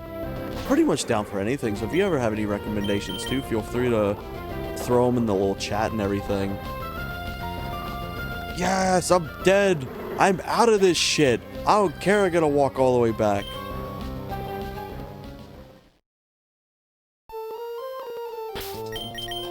Articuno wins the wettest fart award. Fucking hell.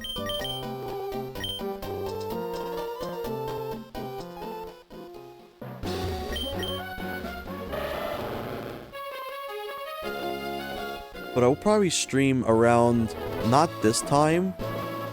Ooh, the egg hatched. I'll probably stream around like, I don't know, maybe like 10 p.m. my time, which would be what?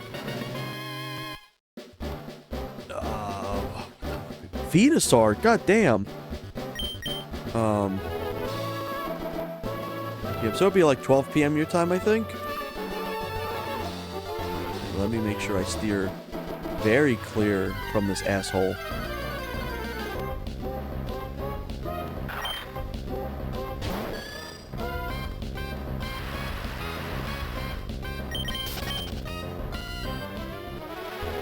Oh, when are you streaming next? You got any, I think you're doing Brandon's mod next, right?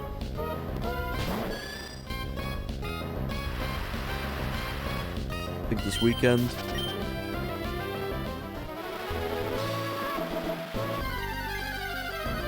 Sounds good. I think what Aries is streaming later tonight, I think. You're streaming this weekend. I'm not sure when Merc's streaming again. I'm excited to see whatever he does. I've been really enjoying his little streams. That wave race stream was really nice. I liked it. I had it on my phone playing next to me while I was like in bed. I have like a little phone stand that's like purposely angled that I can see it. It was so nice. But I ended up falling asleep while watching it.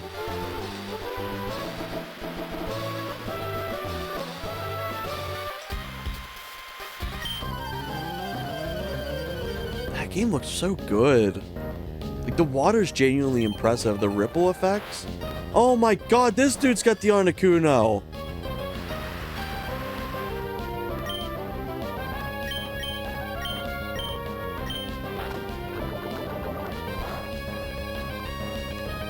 Yes, it poisoned him.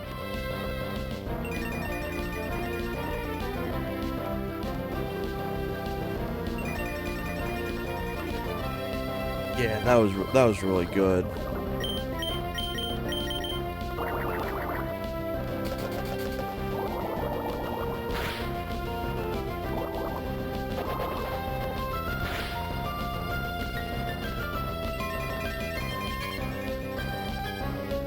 You got anything planned for your next non-GoldenEye game? Oh, right, he's ghost type. I know you were talking about doing the Deception mod. I think that would be cool. Ultimate Deception.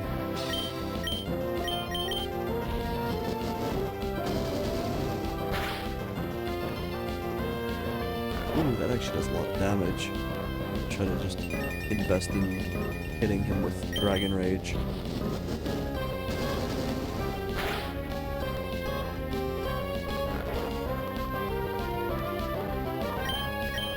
I'm gonna do Bubble, because I knew he was gonna do that shit.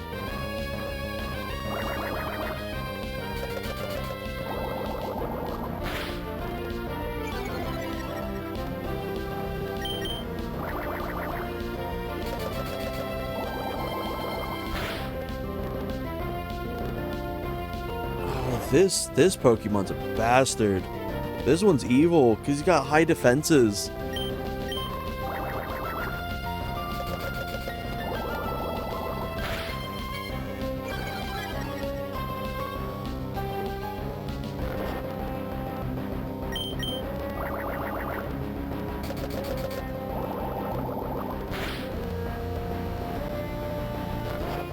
At least Wonder Guard is banned. I have Wonder Guard completely banned from being an ability. For those who don't know, Wonder Guard is a unique attribute to Shedinja, a Pokemon that's entire gimmick is having 1 health, but it's immune to everything except super effective attacks. And I think it's like, what, Bug and Ghost, or it's Flying and Ghost. And because the attributes and like the abilities and stuff can be randomized, that means Wonder Guard can also be added to the pool of randomized shit. That thing's a nightmare. That you can actually specifically disable that shit if you want it to, which, yes please.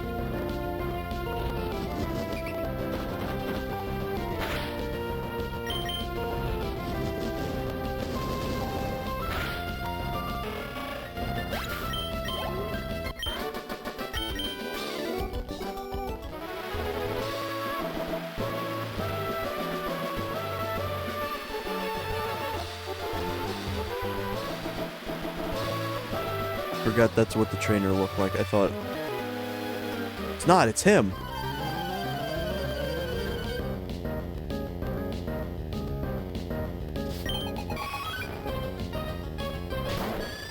I remember smoking this EV. At least I don't have to deal with this guy anymore.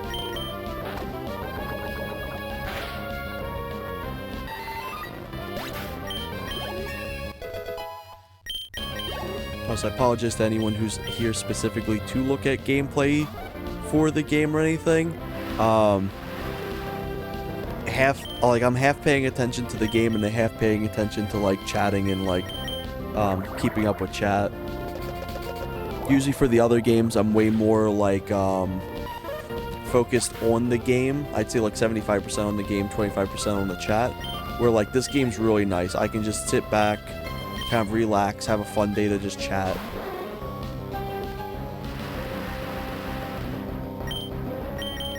One game I would love to play on the Pokemon franchise is Pokemon Conquest. I would love to do a Conquest stream playthrough. I love Conquest so much. It is like my top 3 favorite Pokemon games. Like, that game's genuinely like amazing. I love it.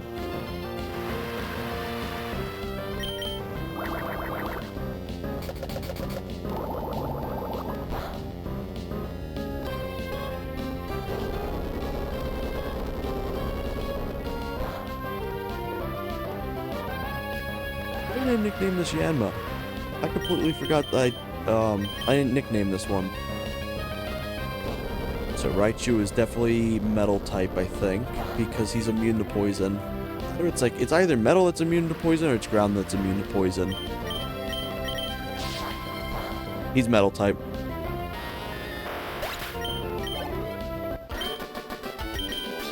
I do kind of like having the moves too. The pool of moves that I do use to kind of sleuth out the type of Pokemon that it is. Also, if you don't know, you can rest here.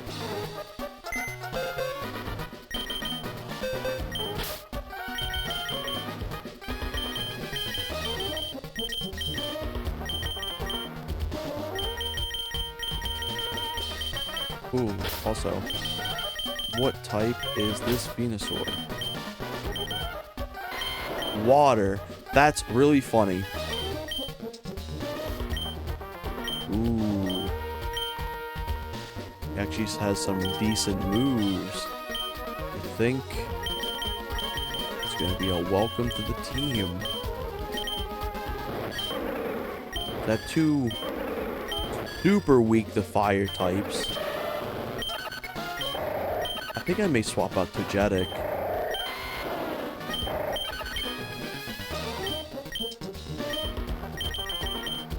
Here's the specific chatter Pokemon. There's Aries. Maybe I'll see what Aries is capable of.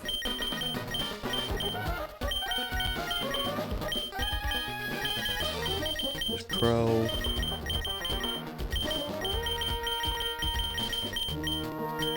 Swap to Aries. Normal type, that's funny.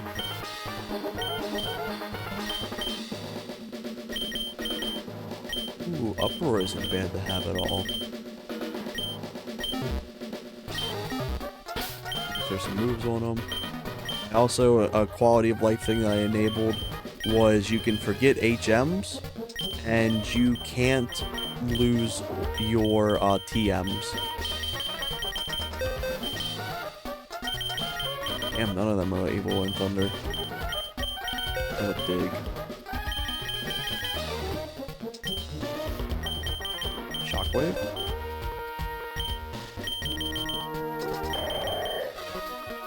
Ooh, that's actually pretty good.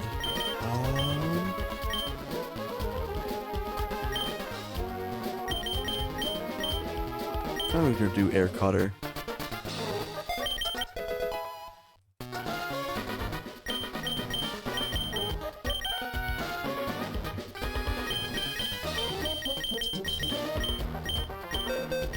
What's overheat? Nobody can learn it. Okay.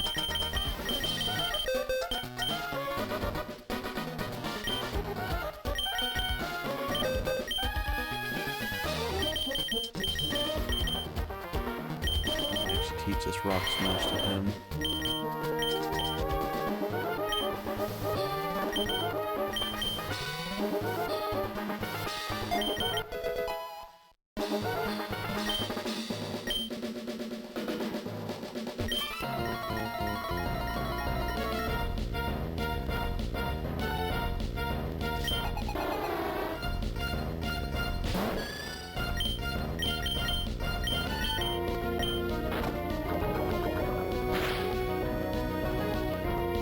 Oh, so close.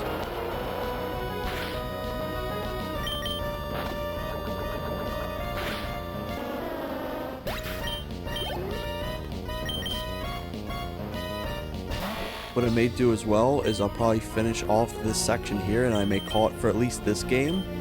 Maybe I'll be back a bit later with something else, depending on how I feel.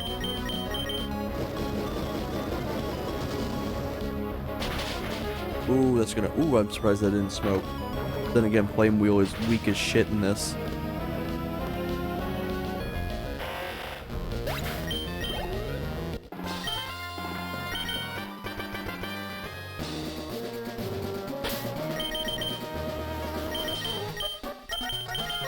Who currently has my item?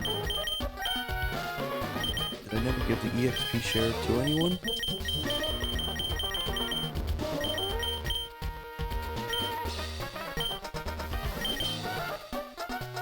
Oh, I love the music. It's so good. Quick Claw, not your brace. Somebody has my damn item. I'm gonna find out who it is.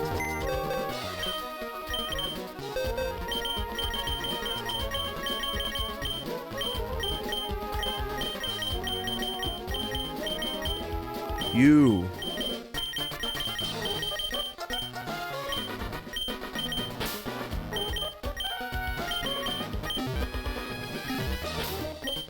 Give me my damn item back. Oh, bag's full. Shit. Okay.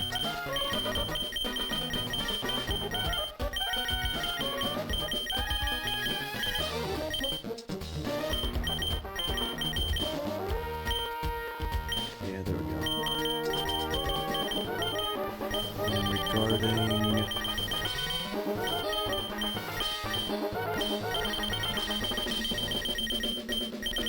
Silk Scarf, I can give this to, Yanma, and then I can give this Quick Claw to Choro. There we go.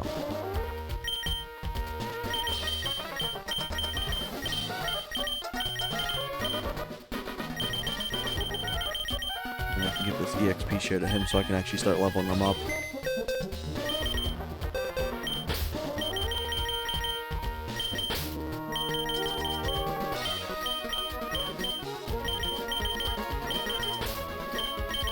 There we go.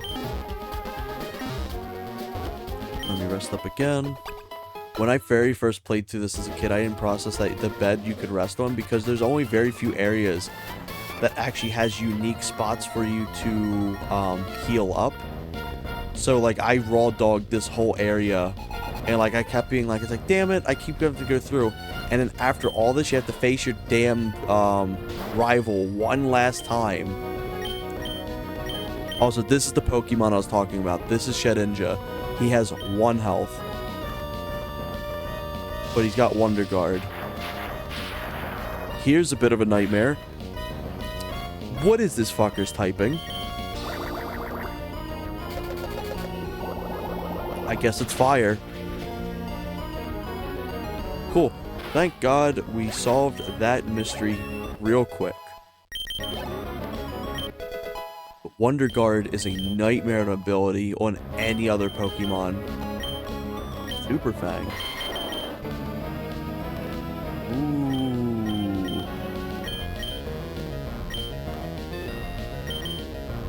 Also, I got my first Status Inflictor move. That's like a guaranteed Status Inflictor. That's powerful for catching Pokemon. I have been wanting a Status Inflicting move this entire run.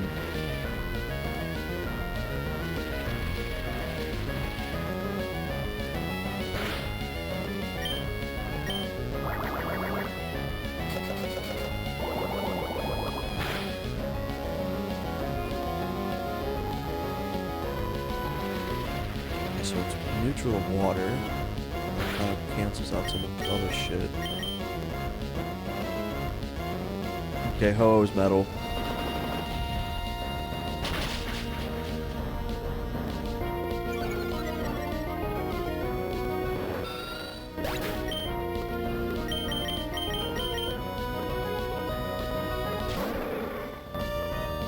Fuck, I don't have a fire move anymore.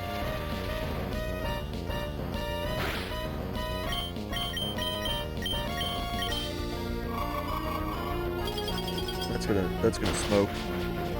Ooh, it didn't do as much damage as I thought. Oh yeah.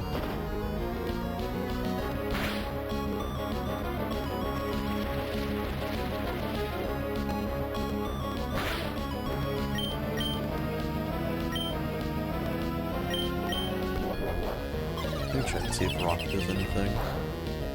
Maybe he's dual typed. I missed.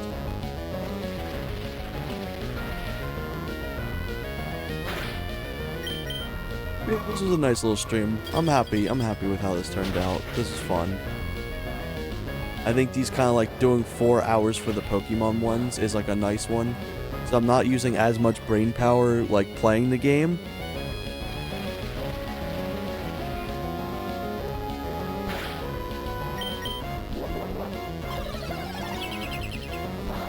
Outside of playing the guessing game and remembering what type Pokemon are.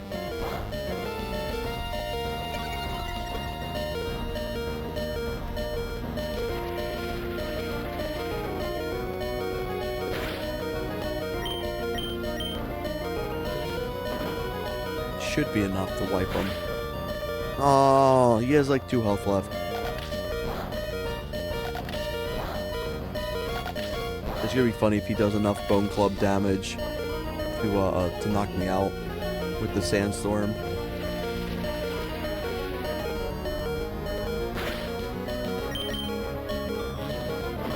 There we go. I at least can wipe him.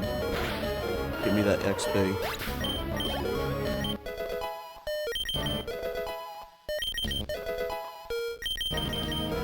Hydro Cannon. Damn. Damn!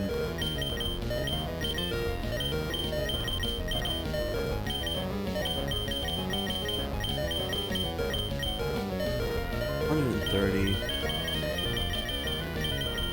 That'd be really good to have as a water move, though. I'm gonna swap it, because I have so many normal moves, it's unreal. So, I'm getting a water move now. Swap them out. Get them out of here.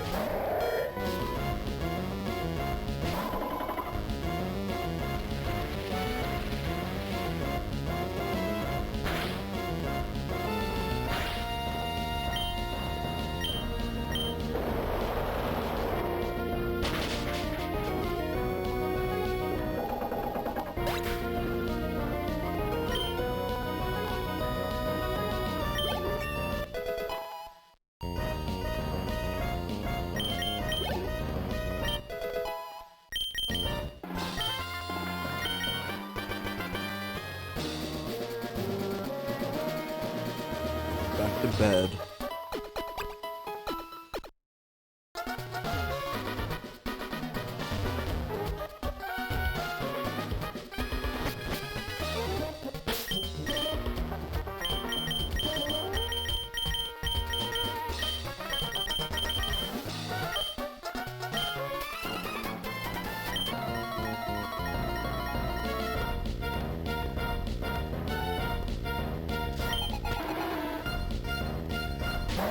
Usually when I play Pokemon games too, I really like doing the grinding stuff early on, but as like the game progresses, I stop liking to do the grinding more and more.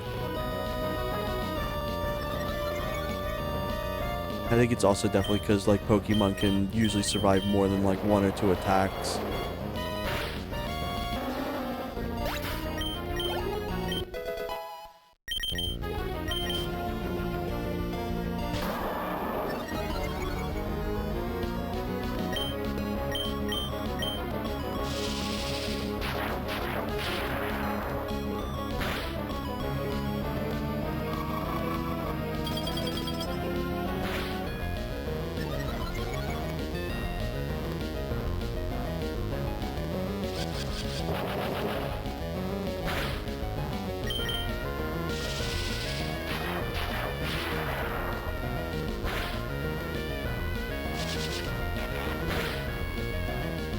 Ooh, that hurts.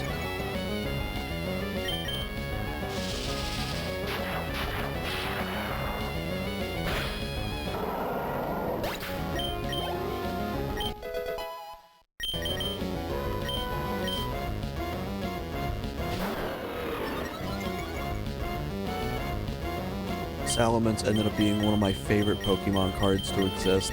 I used to run an entire deck that was exclusively just Salamence.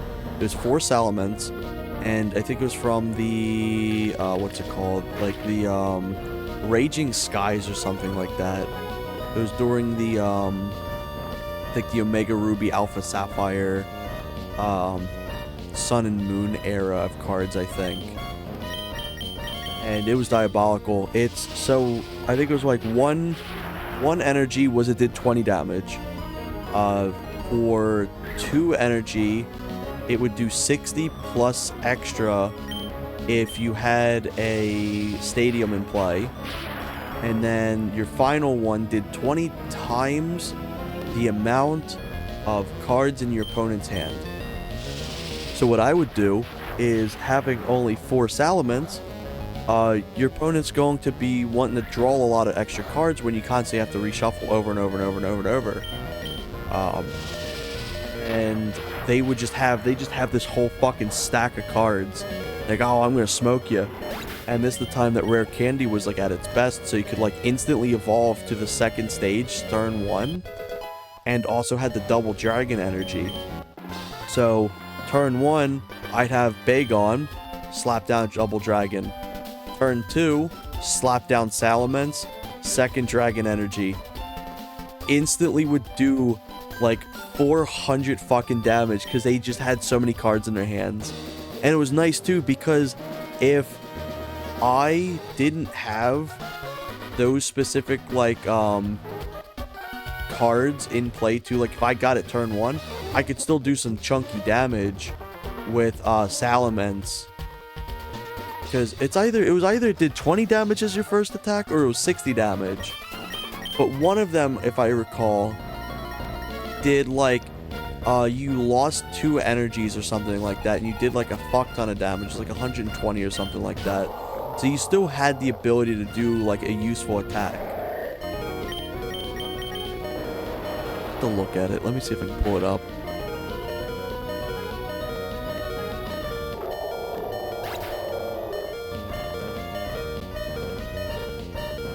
I think it was Roaring Skies.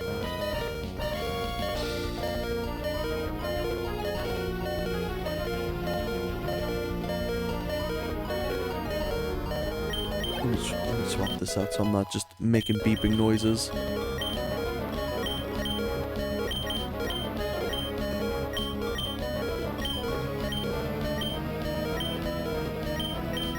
Here we go.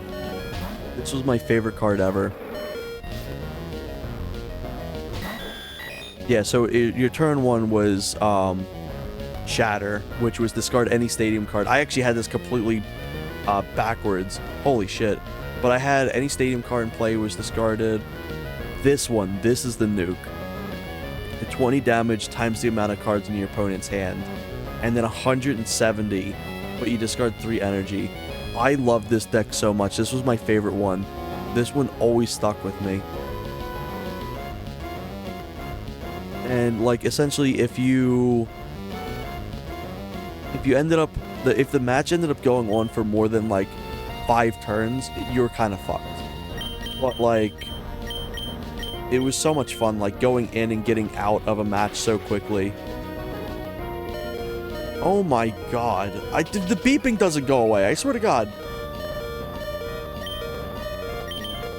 Kill me. Get me out of here so I could do some other stuff. Oh. I also wonder what this man's cast form is going to be. Because he gives you a Pokemon, and it's one of the worst in the game.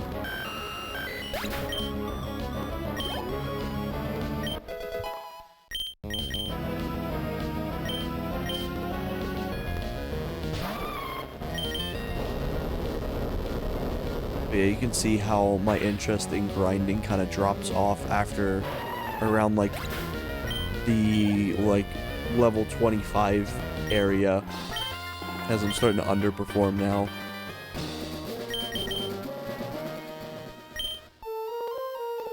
Alright, let me see what they have to offer here.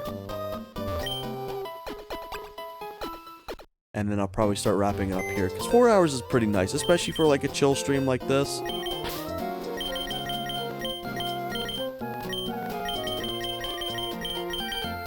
There we go. It was really good seeing everyone and being able to chat with so many people. Like, that's why I love doing these little streams so much.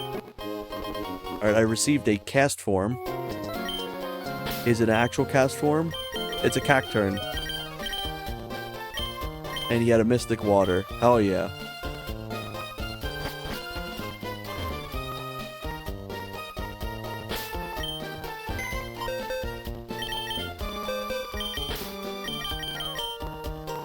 The cast form's actually pretty high level. What's your stats? Ground and Steel. That rap's kind of evil too. That's a really good rap.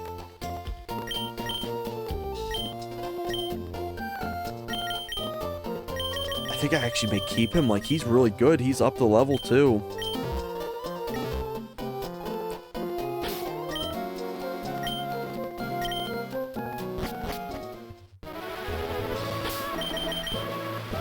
Hours into this, 2 of them were spent, or 1 of them was spent to getting my ass kicked in the first part of the game. There's my stats so far: 21 Pokemon, a good ways through. So it's also perfect timing because an ad's about to start too. So I think this is a really good send off to this. I appreciate everyone who's tuned in, especially like the returning people and friends as always, Adzy, Aries. It's been really nice seeing Crow appear a lot. Who else was here today? Oh yeah, Churro. It was really nice having Churro here the whole time. I appreciate you for watching.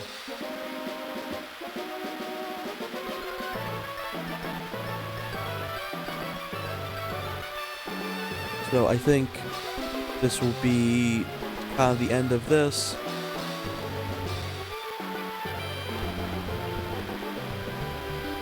And I may do some more either tomorrow or the next day for Pokemon Ruby. Entirely just depends on what else I'm playing. I'll also be doing probably some more Donkey Kong 64 randomizer. Do some more other Nintendo 64 games, maybe start up another series. I think I've kind of like, I've gotten through almost all of my initial series. I still have Heretic to do, Herald of Havoc, Pokemon Ruby, What else is there? I have other stuff on the Discord too, for anyone who may still be here or anyone watching the VOD.